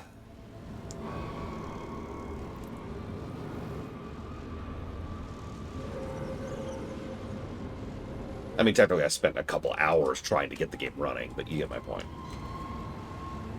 See, I was going to go with Bellara too, but I'm debating here. Because I have this weird feeling that these choices do actually matter. You know, suicide mission, right? Now, I have everyone loyal, so I've got some buffer, right? If this follows the same format as the suicide mission, for those who are not aware, in the suicide mission, there's a couple of asterisks, but generally speaking, the zoomed out perspective is that if you send someone and they're not loyal, and it's not a good pick, then they die. If you send someone who's loyal, and if you send someone and it's not a good pick, and they are loyal, they basically take a hit, but they can't take more than one hit, right? Being loyal gives them HP, for lack of a better way to put that. So anybody who didn't get loyal you have to take more care about this. I'm gonna stick with my gut. This is your territory, Bellara. Just go slow. I'll be careful. I'll keep this Fade Tear in check while you work. But with things so unpredictable, I fear anything might happen once we kill Gillenane. Solus warned me that there'd always be costs and consequences to fighting gods. But if we kill Gillenane, snatch the god's dagger and escape, maybe we prove him wrong. I dearly hope so. Azar. That's not actually a theory, that's just the truth, Mr. Floyd. Sorry. But we have known about that for a while. Great. Probably Ruthless Tim. I'm going to look this up after the fact. Be careful. The gods might know we're here now. They... That is a certainty. Already did? Bellara! The Elven are a scattered people, but fret not. I shall bring your mage gently back into our fold. You can all be forgiven by embracing the wisdom of surrender. Continue, and even the dread wolf will regret what I do to his pawn. Come on! Elganon and Gillenane are still on the island. If we move fast, we might get Bellara back. I mean... Damn it! Hold on, Bell! You caught that, right? We're coming, but they still need to finish their dagger. Then we should split their attention. Right. Half the team comes with me on the main path. Davrin, you and the others stay out of sight and get Lakanis to the ritual. Then after he kills Gillenane, we rescue Bellara. The only reason Bob had the chance to grab her was because she was like, wait! Be careful. Storm. Which means Elganard's almost completed the dagger. Wait, a devouring storm? Where's Gillenane? On the move. Spike can feel her hunting for us. I don't care what these damn gods try, or what they want. We'll kill Gillenane, we'll get our friend back, and then... Then we kill Elganon. We'll distract until Lucanus gets a clear shot. Good luck, Davrin. Like I promised, whatever it takes. It's all yours. As is Gillenane. Do me a favor. Don't miss this time.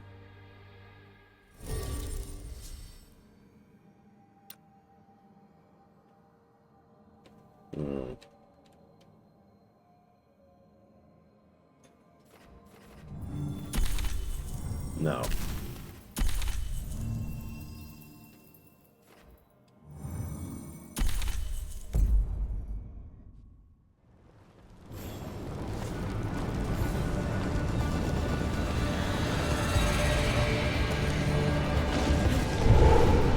Who kind of mixes?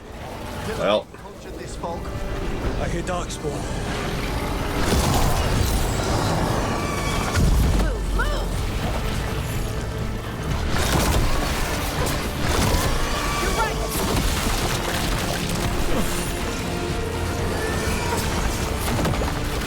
I like the music so far.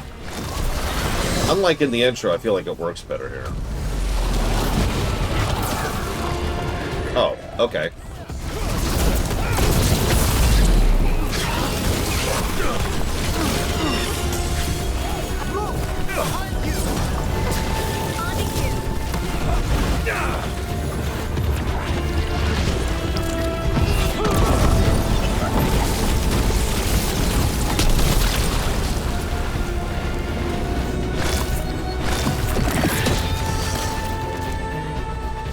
I see her.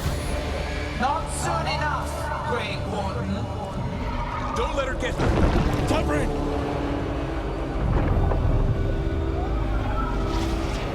She continues to be shockingly well animated.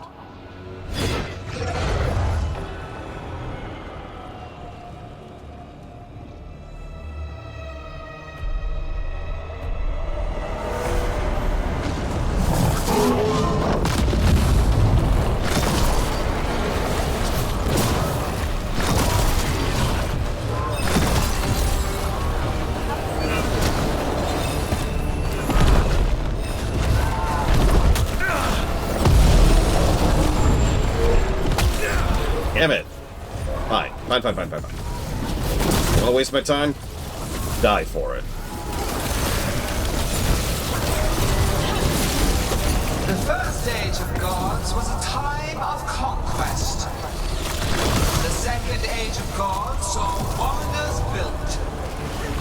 Then came plight, pride, betrayal. And the third age of gods was...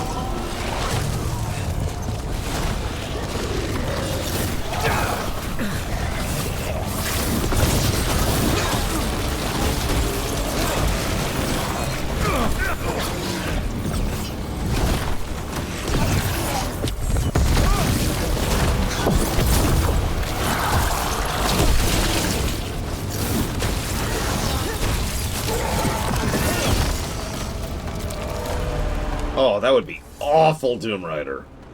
Whoa, negative justified. So few of you remain.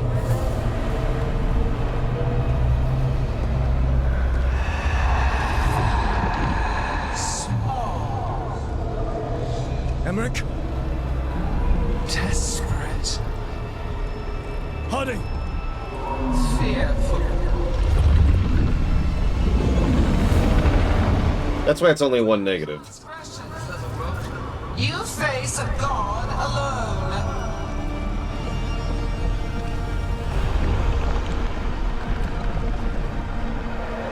Okay. Gross. And what's Logain doing here?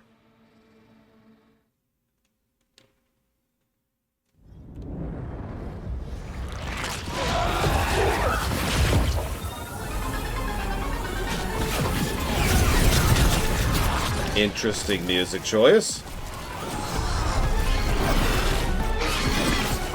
You have destroyed treasures of Come on, run, Rook. I will perfect this world, but you shall never see it.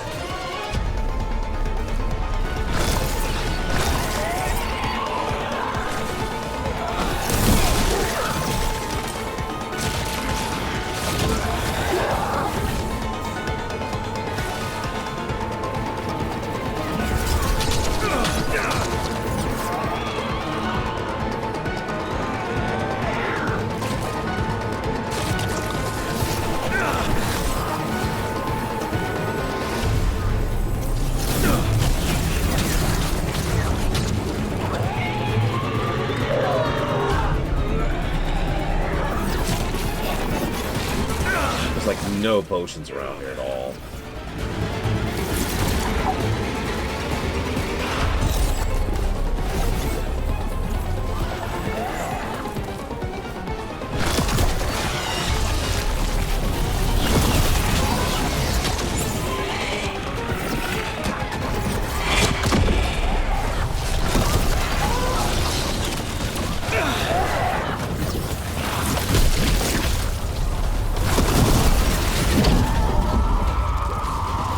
Emmerich, you're okay.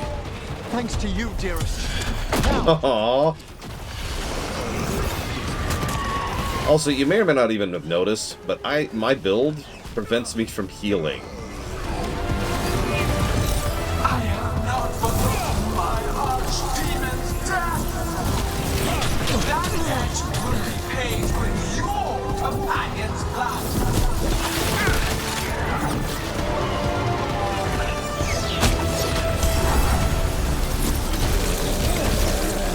I know what you're thinking. How do you heal then?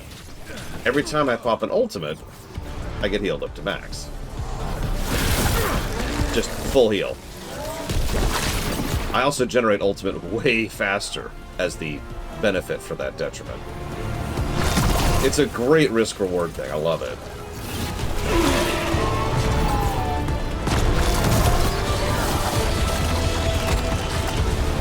I'm telling you, the build, kit, gear, etc. of this game is just legit. Just straight up.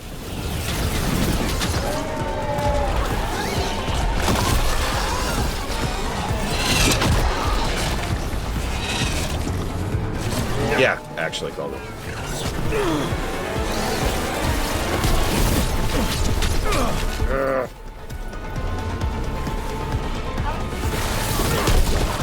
Turned around. Where the hell am I? Not enough? Nope. Gotta do that one. Out of the way. Harding, are you alright? Oh, I have cranked defense, yeah. Because I realized pretty quickly how bad of an idea that would be if I didn't. Imagine playing that build, but squishy.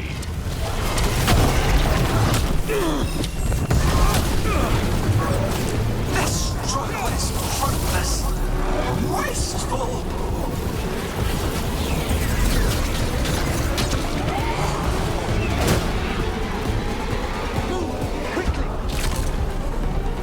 I mean, I'm pretty sure you could if you were really good at blocking and parrying.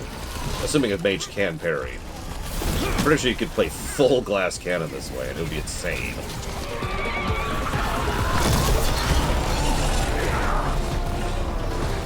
Yeah, Gillenade continues to be one of the bright spots in the game. Go figure.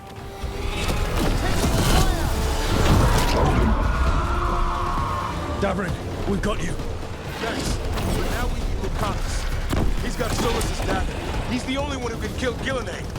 Yeah, I know. Thank you for repeating that. Don't ruin the moment, please.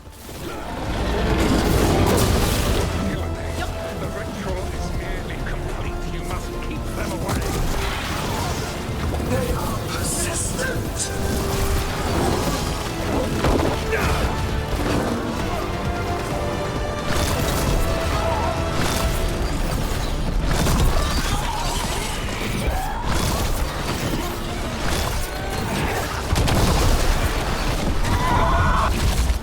Lucanus, I've got you.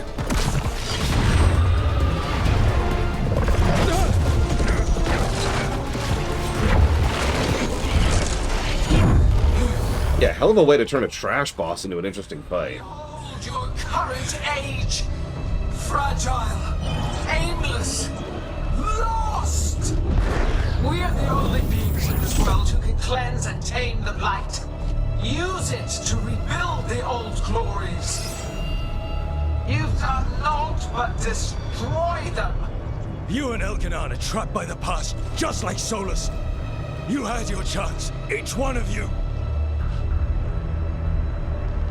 And we don't owe you a thing.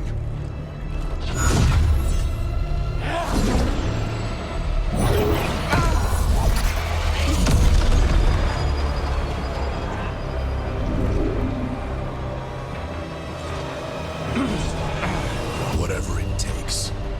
Damn it. I like Davrin, too.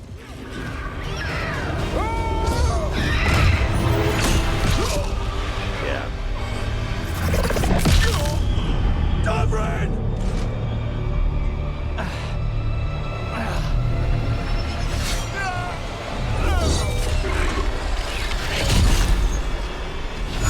Not like a boss.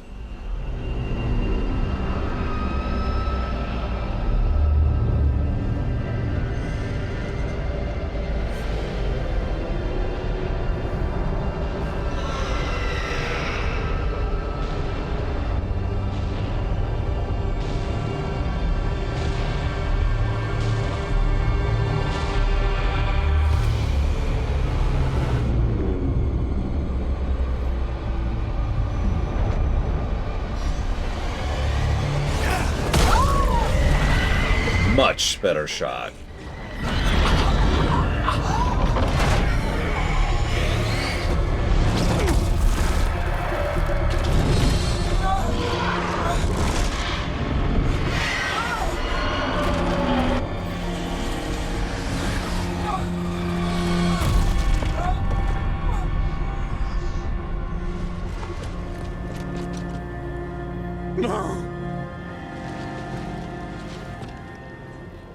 We had such plans.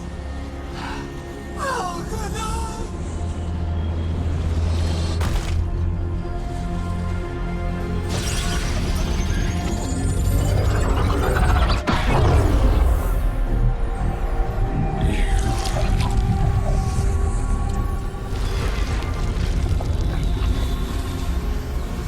You will regret this.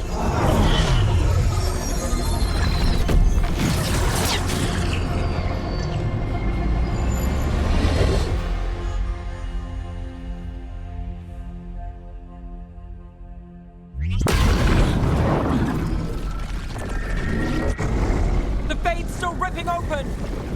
The dagger! Rook! You must break its contact with Gillenane!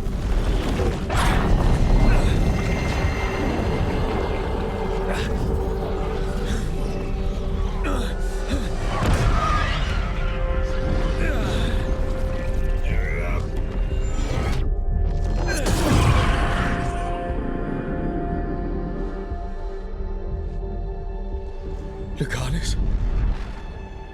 Lucanus!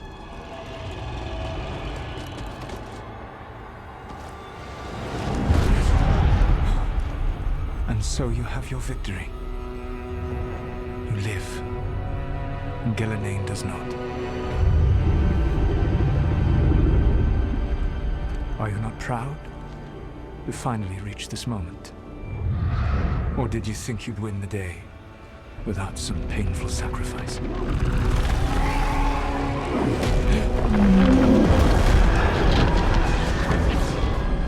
That dragon raised Minrathus. Where were you? No one's retreating. We'll all die. Archdemons attacking the fort.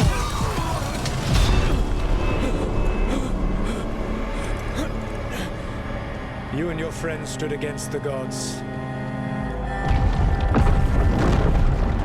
Your courage is laudable. Solus! But mortals cannot win this battle.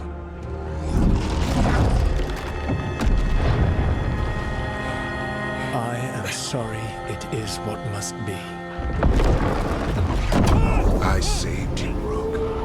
What was the point? You were never up to it. You're worthless. Varric never believed you. You're not leaving. You failed us all. What failure cuts your conscience now, I wonder? Balara!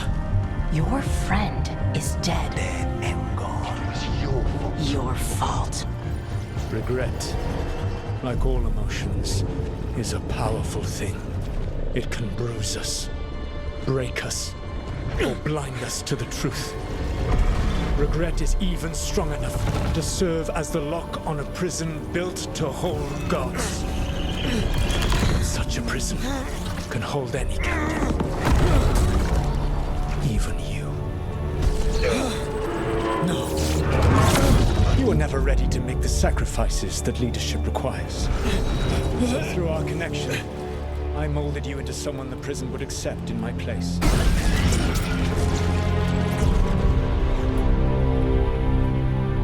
Varric. Your work is done.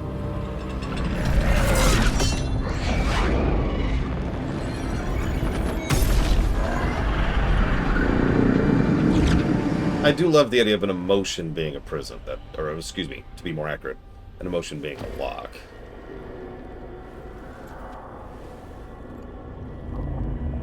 Always with the hands. And of course Solus betrayed us. Everybody saw that coming. This is...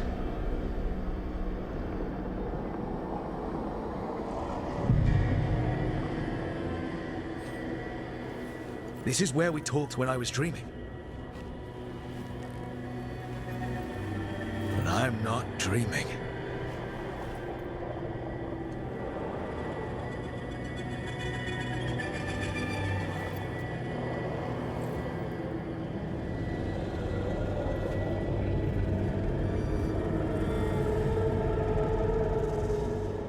Has to be some way out of here. Just have to find it. I mean, Solus found a way out, but Have to get back to the team. and yeah, could you not like constantly repeat everything, please?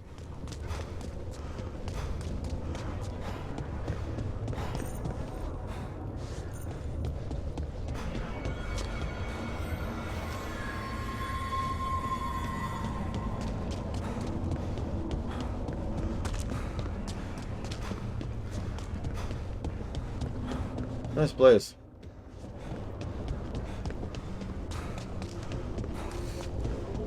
No thoughts. I mean, Davrin's death is awesome, and well done. And I saw it coming, but it actually worked really well. Gilnenane's death was good. Boss fight was excellent. The outro so far has good tone. The level of the outro is good. The fact that you actually choose things, which actually changes how it goes, is good. Should Hassan have died with him? Yeah. I hate to say that, but in the moment, absolutely nothing is going to prevent Hassan from diving in there after him. Like, it's one of those situations where it just makes too much sense. You know what I mean? Yeah, Hassan was always going to dive down after him. Period. That's an instinctual thing. The only possible way that could have been interrupted was if someone was right there and had the wherewithal to literally physically reach out and restrain Hassan at the last second, which obviously is kind of a hard ask in general. Don't mistake me, losing Hassan sucks, but no, that's exactly how that should go. A wolf statue, of course. How did Solus get out of here?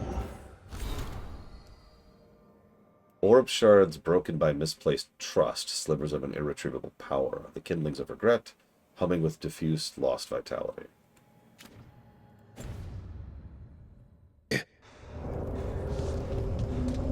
Solus swapped places with me, but there's more to it than that. And yeah, as weird as it may sound, I'm kind of with you choosing who dies, even if you don't know who it is.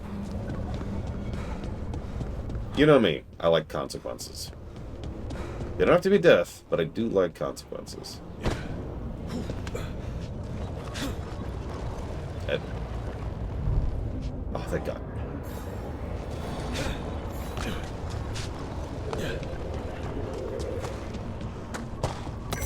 Through our connection.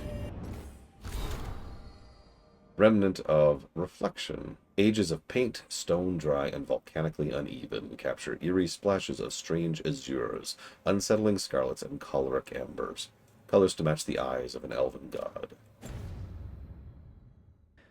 Tried to mold me into something like him, but I'm not him. Need to find my own way out.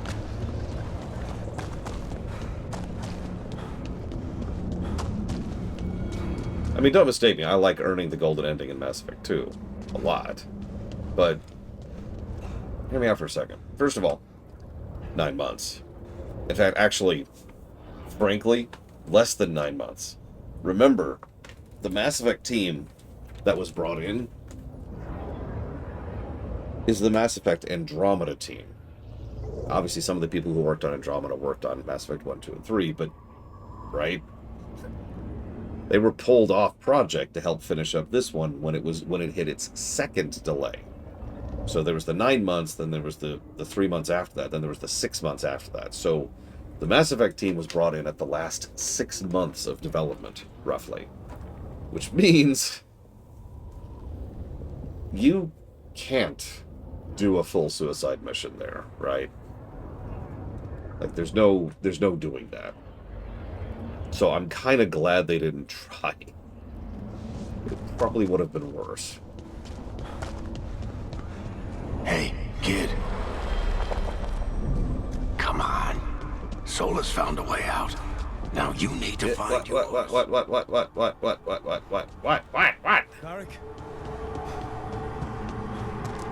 He's not here. Of course he's not. So, how do I get out?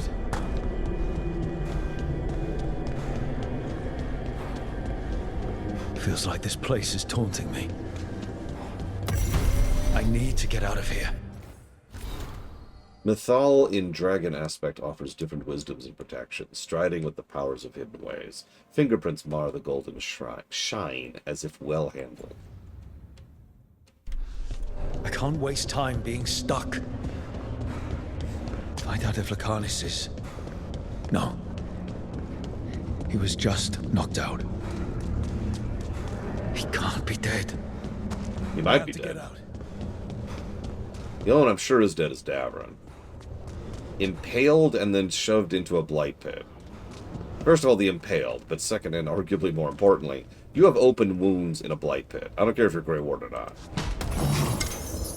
That's gonna suck. Chest's open, but that doesn't help me get out. Displace Storm and Rampant? Rampart?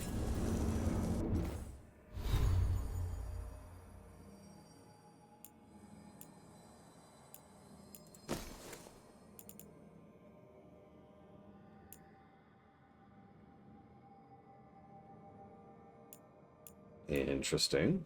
I might switch to that, actually.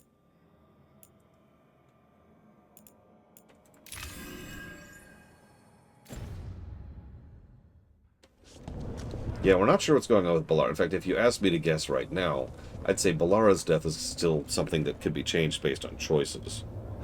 By contrast, Davron, he dead.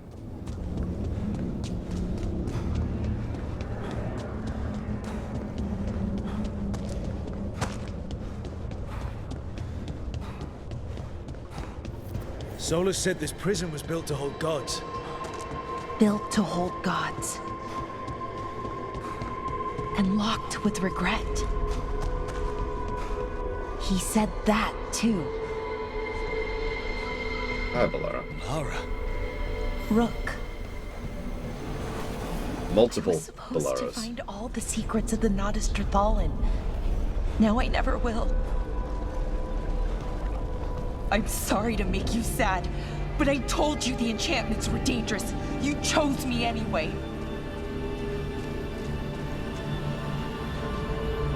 I love the statues. That's a great touch. Just statues of her in different poses in the area as she's talking to us. That's great.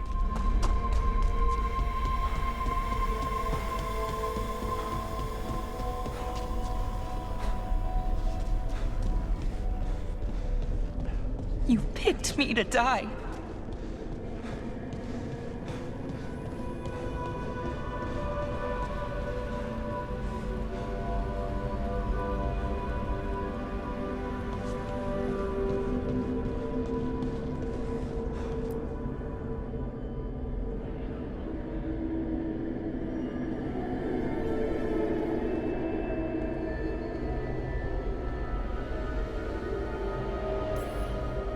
No.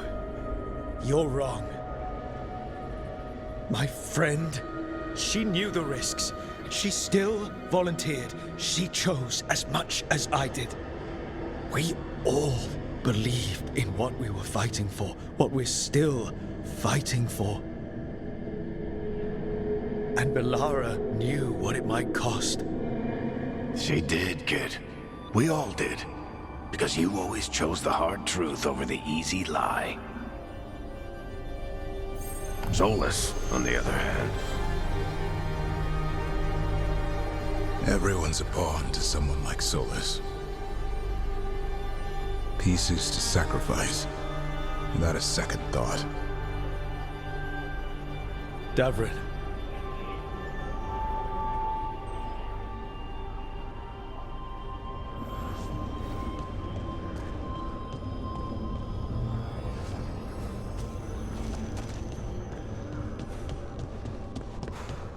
Whatever it takes. That's what you told us. And you live that. Every day.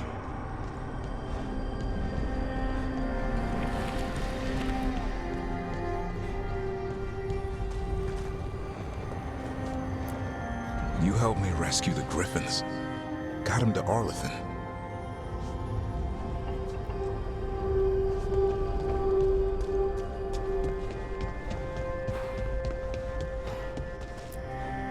You asked a lot of us, the team.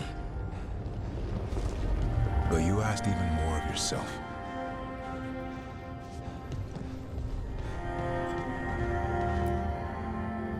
And after everything you've done, it was my turn to make the sacrifice. And I'd do it again. I'm going to miss you, Davrin. We fought together, bled together. And any time I needed you, you were there. But now you're gone. And the fight's not over. So I promise you this. I'm going to get out of here. I'm going to stop Elganon. And I'm going to stop Solus. I'll save the world, Davrin. And make sure your sacrifice was worth it. Great job, kid. Now, what about mine?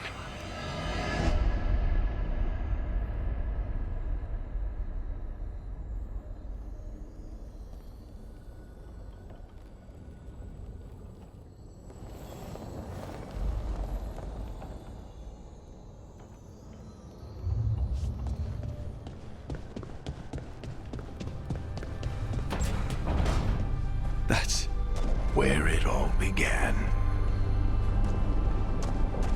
What am I going to see there? I think you already know.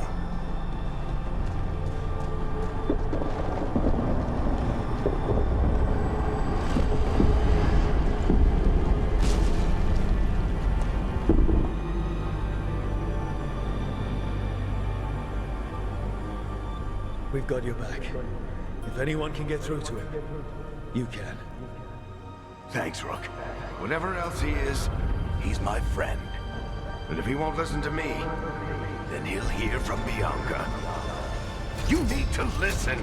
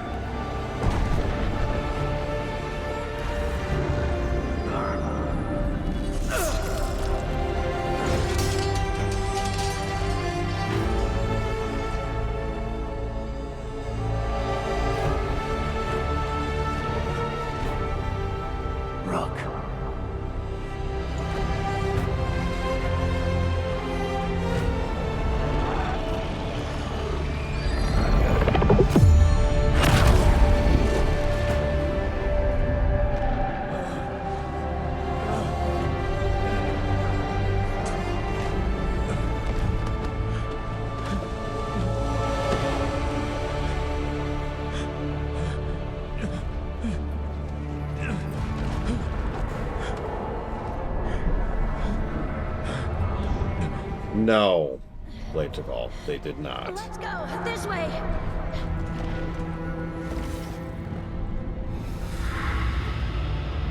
Oh, I need a moment. Hang on, hang on.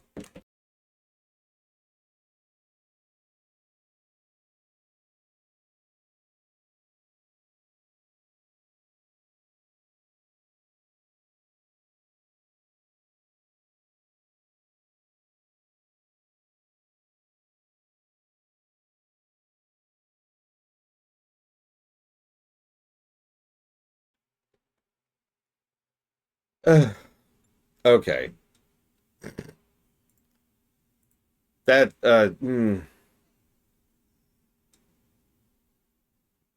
No, that's awful. And I have so many reasons why. I have actually suspected this several times. In fact, the specific reason I didn't suspect this was true was because, ironically, I didn't have that much faith in the writers.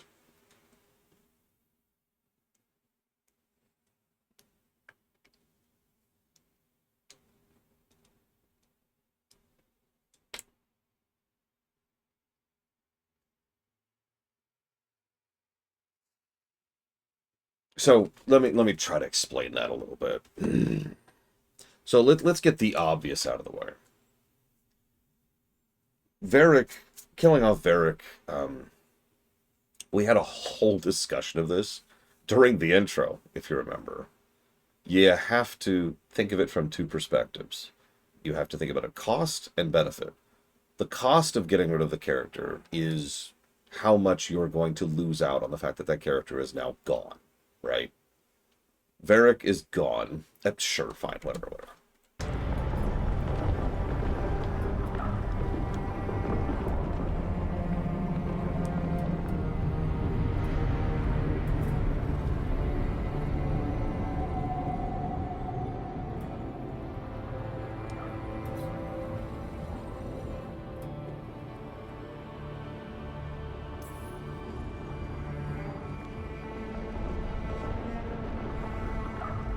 Solus killed you. His friend. You tried to talk to him, to reason with him. And he cut you down. Pretty sure he didn't mean to. It doesn't matter. You're still dead. Yeah. Sorry about that, kid.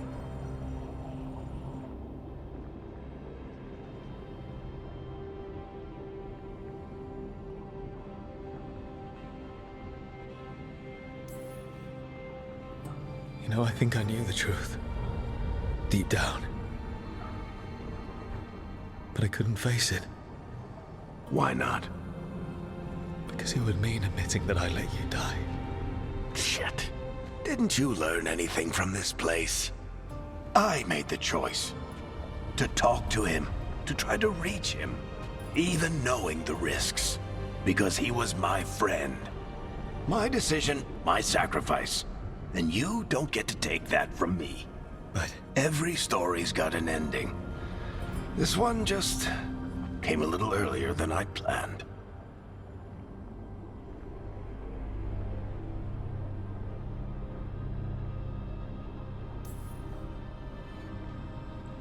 all this time, Harding and Nev, why didn't anyone tell me? They thought you knew. You're the only one that wasn't in on it. But they talked to you, I remember. Nope. They talked to you. Or to themselves. You just filled in the blanks. Time to finish this story. Your story. I just know the ending's going to be killer. Is it? Now. To you. I'll disappear. Go back to just being a memory. Right. Hey, don't get all misty-eyed on me, okay? I had a good run, and I don't regret a second of it. What about Solus? You talked to Mythal. You saw the memories. Solus wants to be a hero. That's who he is, deep down. But it's easier for him to play the villain. Because that means he didn't fail. All the damage he's done, the people he's hurt, it becomes a choice. Remind him who he really is. He might just listen. So how do I get out of here? Listen to your team. Like you always do. This way. It's thinner here. Better be right. They're waiting for you.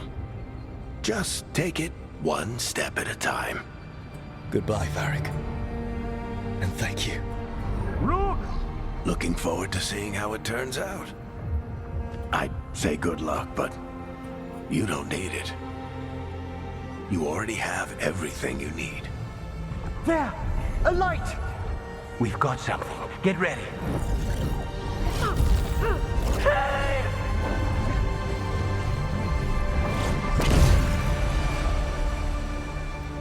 Yes, Tara. No, I'm kidding. I'm kidding. The moment is well executed. I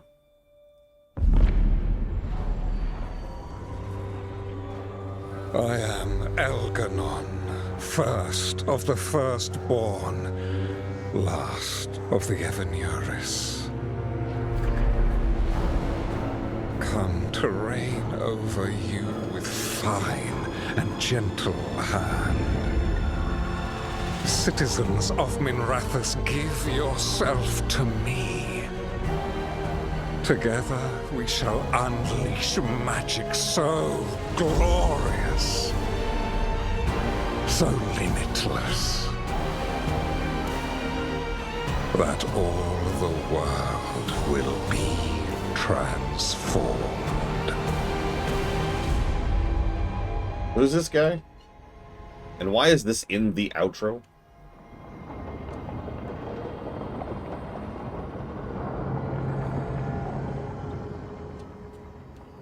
Oh, Bob, right. Sorry, forgot about him.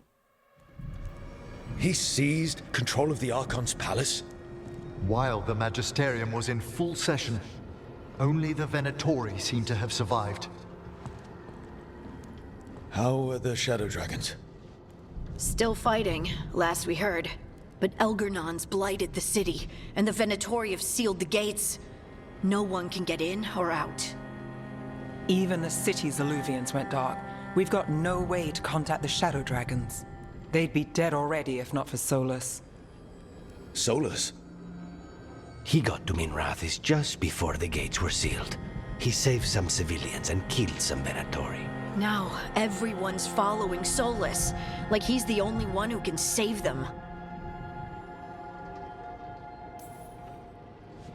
He's using the Shadow Dragons and anyone else he can to give him a clear shot at Elganon. Then he finishes his ritual and the whole world drowns in demons. He can't hurt Elgernon yet. That archdemon makes him invulnerable. So Solus has to kill it first. And once that's done, Solus goes for Elgernon with the dagger he took from us.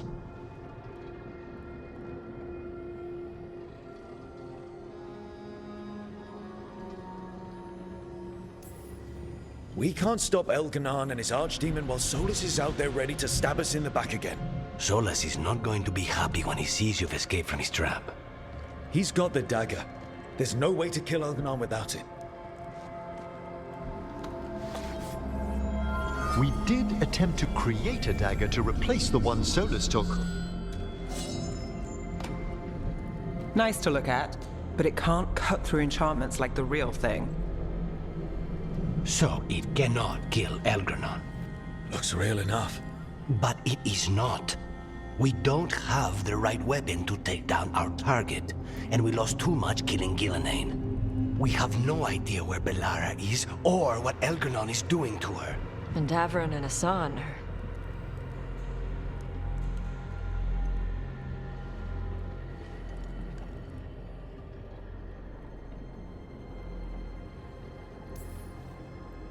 I know I'm not the only one who didn't make it off that island. We lost Bellara. We lost Davrin. So let's remember them. Remember what they sacrificed. And let's honor them by finishing the job. Get a message to anyone who's still out there. Tell them we're gonna stop Elganon, and we need their help to do it. Then fix up your gear and take care of any unfinished business. In the morning, we take back Minrathous. Darling, are you certain you're all right? You know, for the first time in a while, I really am. Rook, let us send word to all our allies. Your only task for now should be to rest. I hope you're feeling more yourself soon. I'll be back.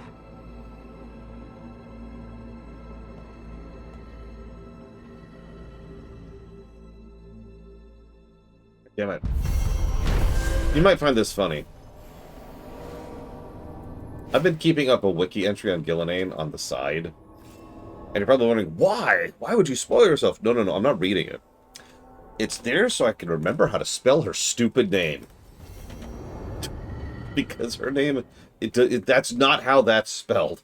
That's not how that's pronounced. That's just, every time I go to type her name out, it's like, what is it? Gillenane. Right. Gillenane. Frickin' elves, am I right? I wish she'd been a bad character. I could have just kept calling her Bobette.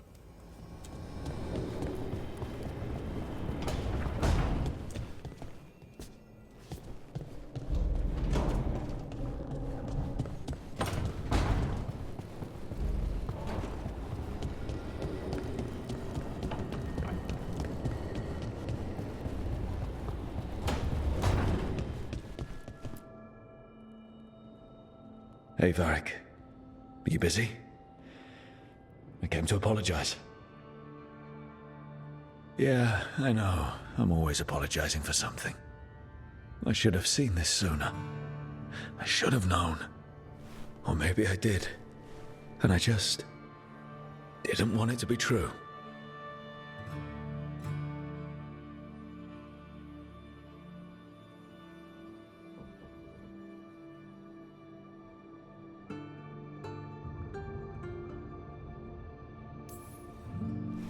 I can't believe you're gone. I can't believe I lied to myself this long. Why didn't anybody say anything?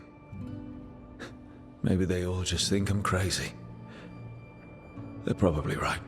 I am standing here talking to your duster, after all.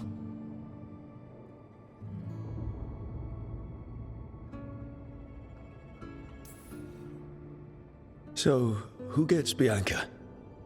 I think there's a waiting list. Oh, and, the Carnists called dibs on your jacket. So, I'll go out there and do this. For you. And Davrin, and Assad, and Belara, and everyone else we've lost. Goodbye, Varric. I know where to find you if I need you.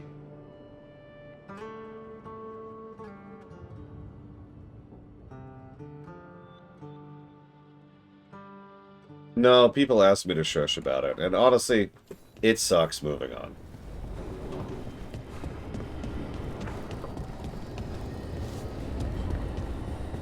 It's not as bad as the Blight twist, but it's pretty bad.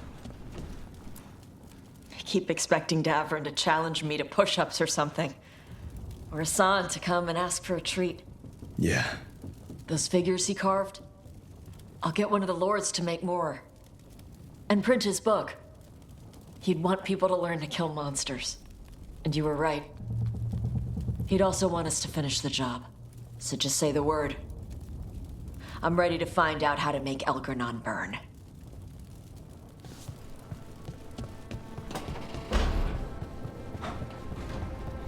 I mean, I could talk about it, but nobody cares.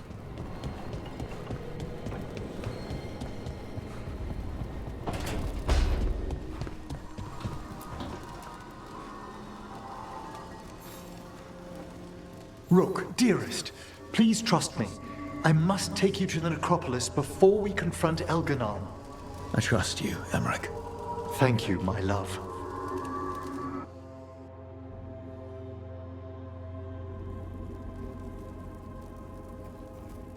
Why'd you look mortal? I thought no one in the necropolis minds that you're a lich. I didn't want to alarm any citizens sheltering down here from Elgar'nan's vulgar display of power. And the necropolis's enchantments will help detect what we must know. There's no mark of the cursed Solus left on you. Darling, I thought I'd lost you forever in the Fade. I thought so too. It was... I don't know what that was. A dream, a reflexive curse you overcame with your own reflection. I'm still not sure how I got out or how you all heard me. There are things in the Fade we cannot circumscribe. I'm grateful it returned what's most dear to me.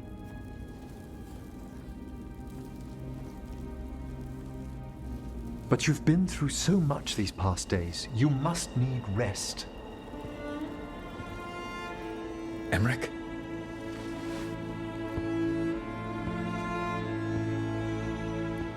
No, you don't have to hide your face from me.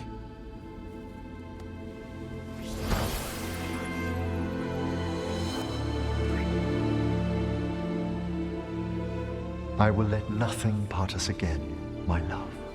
Not in this, nor any other world.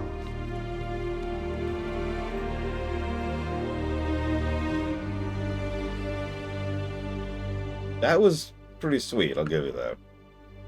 Rushed, but sweet. Rook, are you awake? I like those dialogue options. In case you can't read those are or or anyone? Which one should we pick? Or nah?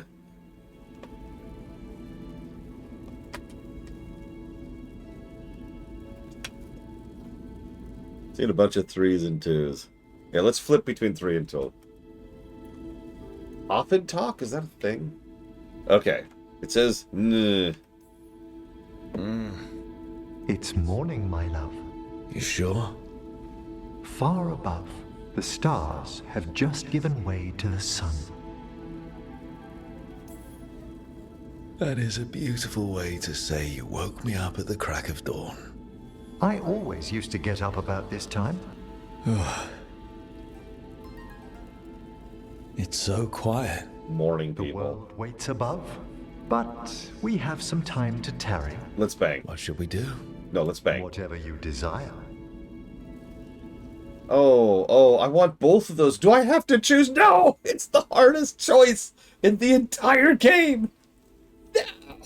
It's the hardest choice in the game. Can't I have both? It doesn't work that way, Mr. Red. This isn't Baldur's Gate 3. Or Fallout 4 even, which actually had a surprisingly robust save system. You can see all these new things, Emmerich.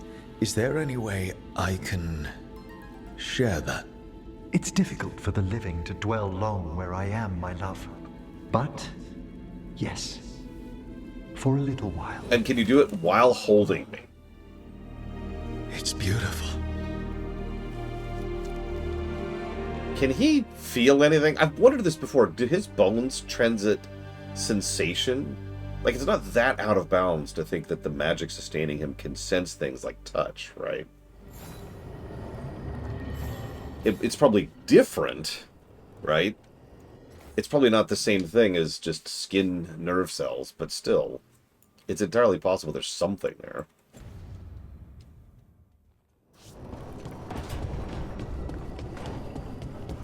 And if you're wondering why I thought about this, it's because it's actually a fairly common topic over in Warcraft, because undead are an entire species over there.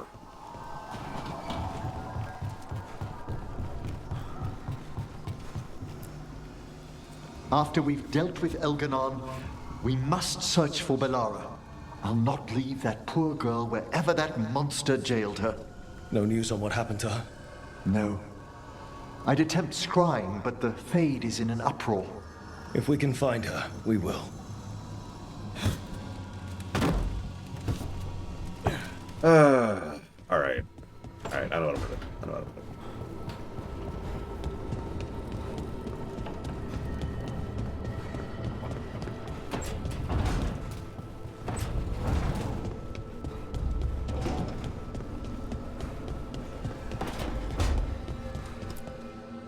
It's been days, but I still expect Belle to burst in here with a question or theory to share. Varric gone, Belara taken, Minrathous. Well, Varric's gone now. Getting out of this unscathed, but every hit hurts.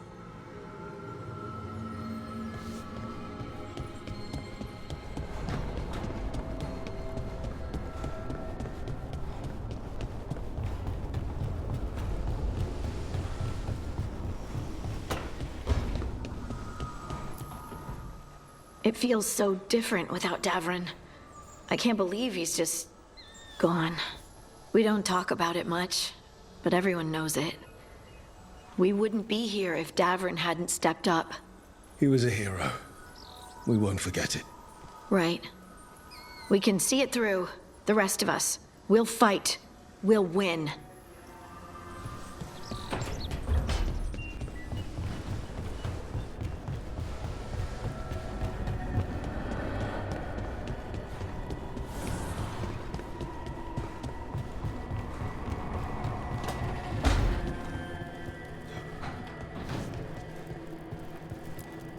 You were a warden to the end, Davrin. A hero. That I agree with. A lot more than that to this team. You were a friend. We couldn't find any trace of you. I don't know what to think about that. Whatever it means, we miss you, Davrin. No kidding, Brig.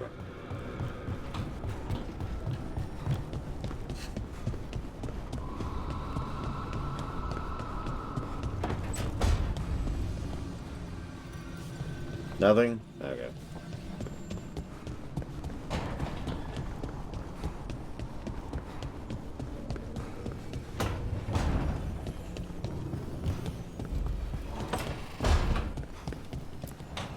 Katerina sent me a vintage bottle of port to mark my ascension as First Talon. I plan to share it with Davron, with Hassan at our feet. I'll miss them too. We will have to settle for stopping Elgernon and carving Davrin's name into his blighted heart. Now comes the fight for those we can still save.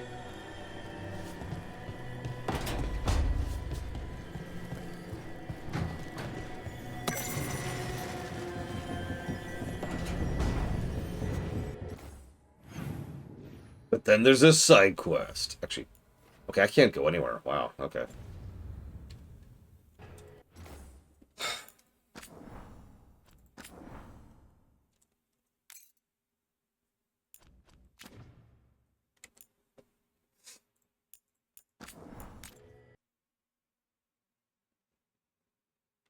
Come on, give me my mouse back. Thank you, game. Anyway, so we're done! Actually, hang on one sec. I do need to give a pause really quick.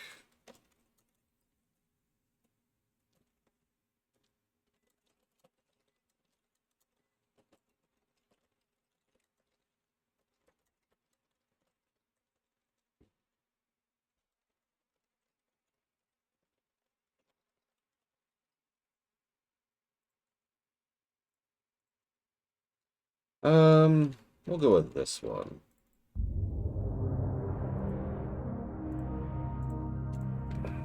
You asked me my thoughts on the fact that Varric is dead.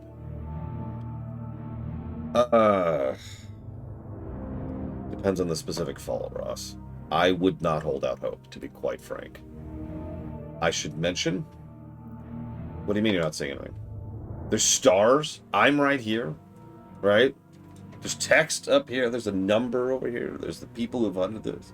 There's the numbers over here. There's tons of stuff, Giga. I've even got a timestamp over here.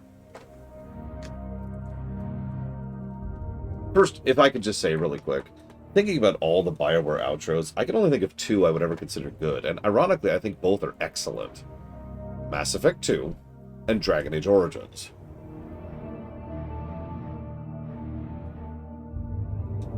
No, I was just adding a positive I forgot to give earlier, before I forget again.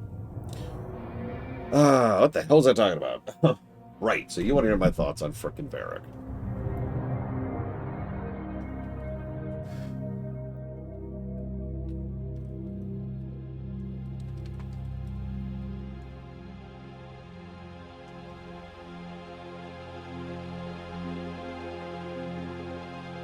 Let's get the emotional thought out of the way.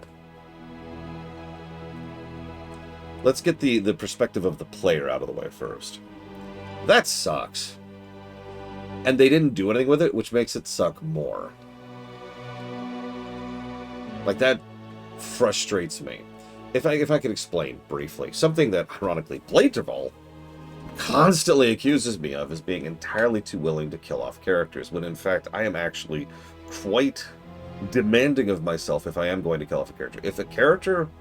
If you as a writer are going to kill off a character, that's not something you just do, right? It is something you should be willing to do. It is something most writers are unwilling to do. But it's not something you just do. You don't do it for shock factor. You don't do it for emotional gut punch. You have to make it worth it, because there is an economic cost involved. Anytime you get rid of a character, just get rid of it. Yeah, cripple him. Sorry. Anytime you get rid of a character, then what you have two costs associated with this. Cost number one is that you, the writer, have just removed a tool from your toolkit. Any stories you could have ever done with that character, any interactions with someone else, any insights into their personality, any usages of them as a viewpoint of the world, any plots that might be relevant to them, it's all gone. You have removed a tool completely from your kit. So even from a purely detached perspective, there is a substantial cost involved with removing a character. This is one of the reasons why so many games, movies, books, shows, fiction tends to kill off a character and then bring them back because they didn't think about it, or because they're hacks and they wanted to have the impact of the death, but they also wanted to do more stories with that character, right? It's an extremely common thing. So that's the first thing. The second cost is what it means to, the Obi-Wan problem. For those of you not aware, George Lucas has gone on record several times, even back in the day, saying that he really regrets killing off Obi-Wan in A New Hope because he wanted to do more stories with him. That's why he shows up as a Force ghost in the next 2 movies, is because he wanted to find a way around that problem. Anyways, but the second cost associated with killing off a character is the emotional impact to the reader, viewer, player, etc., right? This is a very random example, but bear with me, okay? Because back when Lore Reloaded was actually still talking to me, he and I were discussing a lot of things and which characters we should be willing to kill off in the Trek rewrite. And the answer we boiled down to was anyone. Anyone should be willing to be killed off. But by God, we've got to earn it. Because if you kill off Picard,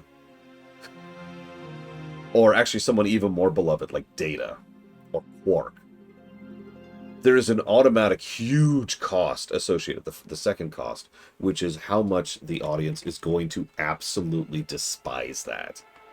Even if people eventually come around to it, even if it's well done, even if it's something that's significant, even if you make really good usage of it, even if it's the best possible story you can make, there's going to be an automatic cost associated because of the fact that you just killed off a great beloved character, right? Or even, not even a great character necessarily, just a beloved character, right? So, that brings us to Varric. I already read it, Giga. So, I am unmoved. So that's just the first thing I wanted to discuss. And, yeah, exactly what this time. I didn't even like Joel, and I still was bothered by that. It doesn't know what sin is, Kenix Cow. Your autocorrect doesn't know what sin is. Anyways. There's actually a whole lot. Yeah, I don't believe that either, Valerian. I'm sorry. You cannot like Sins of Evil better than Q. There's no way. Or Measure of a Man, for that matter.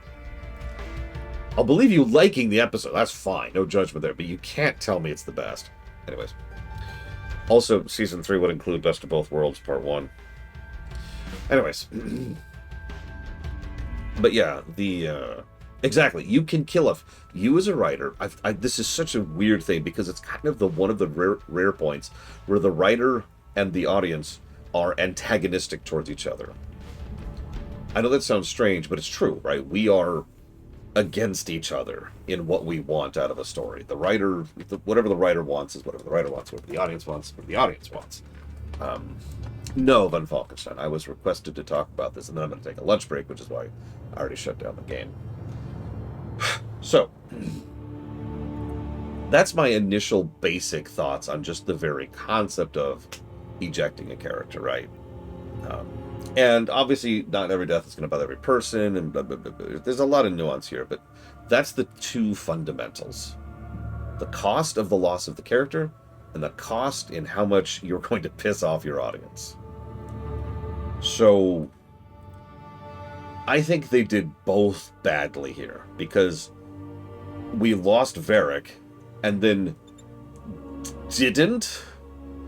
I mean, dude would not stop spoiling things. So that's just cheap, first of all.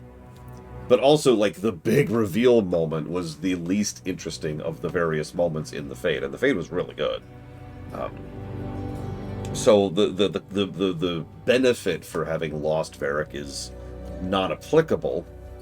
And you just killed off the single most popular character in the entire franchise.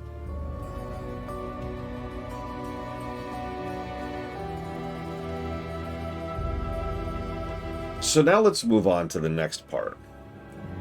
Because if you were paying attention, killing him off itself is not necessarily the thing that I gave a negative for.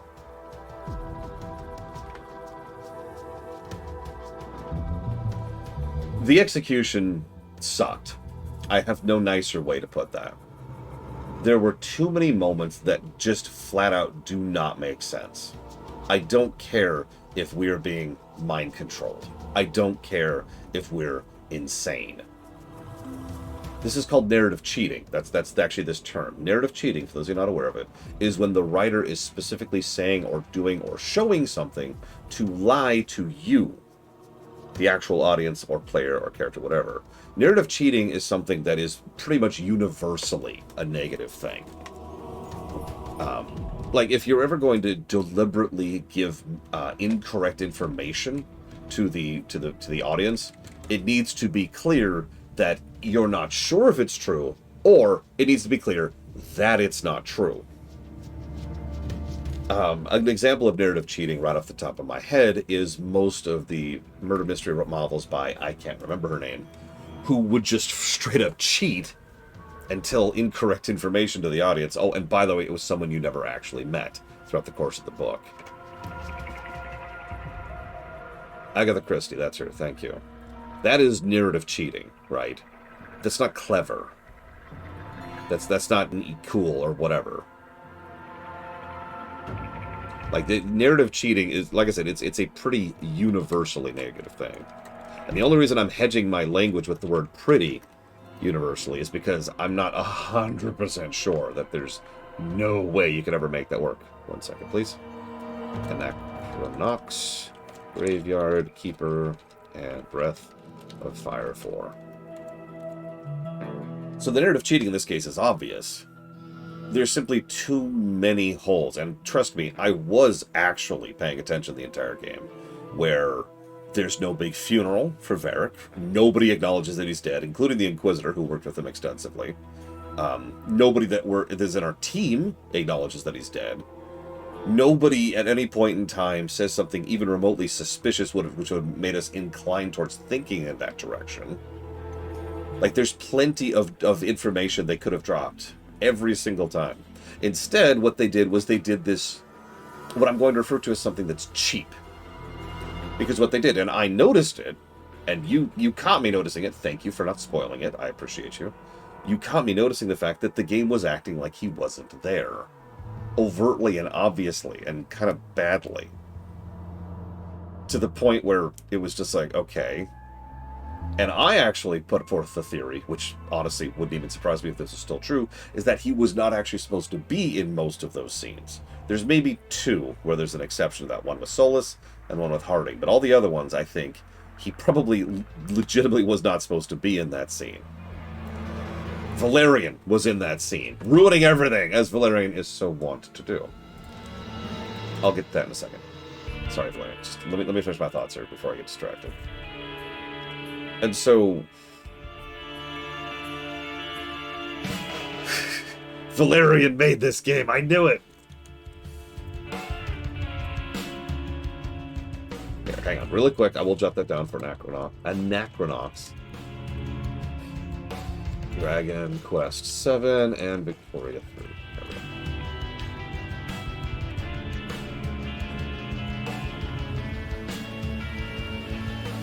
If I knew it, Valerian. If they had,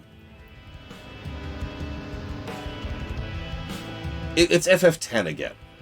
For the 5 of you in chat who are familiar with Final Fantasy X, I'm not going to spoil FF10 here, but Final Fantasy X has a moment like this, and it's just as cheap, and it's going to get a negative or 2 or 3 for the exact same reasons, right? Because there's so many reasons that it should have come up prior to then, that it should have been relevant, that someone should have said something that hinted or indicated or inclined us to think that something was up, and there was nothing In that scene, one of the characters actually flat out asks one of the other characters, "Why did you never tell me?" And the response is, "It was too hard to say." And it's dumb. It's dumb because at the core of this is something that I have pushed against fiction for years. And that is the desire to have a twist for the sake of having a twist. Because that's what this is. At its fundamental core, they wanted to kill off Varric to kill off Varric. They wanted to have the big shocking moment. The end. For those of you not aware, they've been trying to kill off Varric since Dragon Age 2, actually.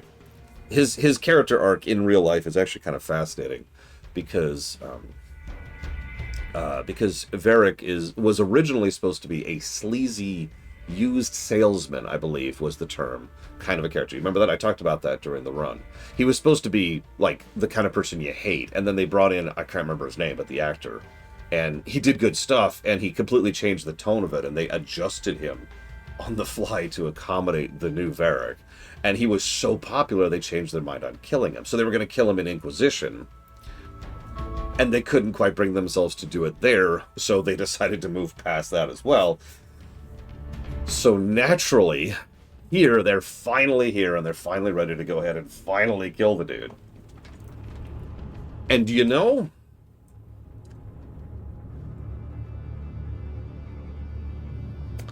I feel like if they had killed him, the end, I would have given it less negatives.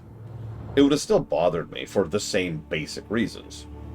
You've killed off a beloved character, so that's column number 2. I keep doing it over here, it's so weird.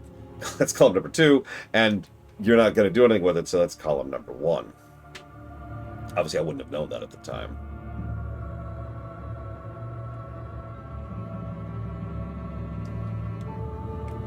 And yeah, he died in the intro, so that's another problem. Just more to tack on to it.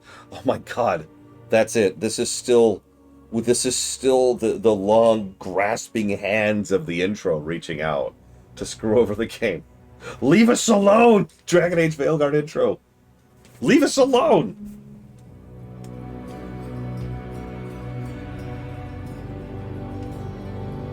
Yeah, it is actually a double fake out death.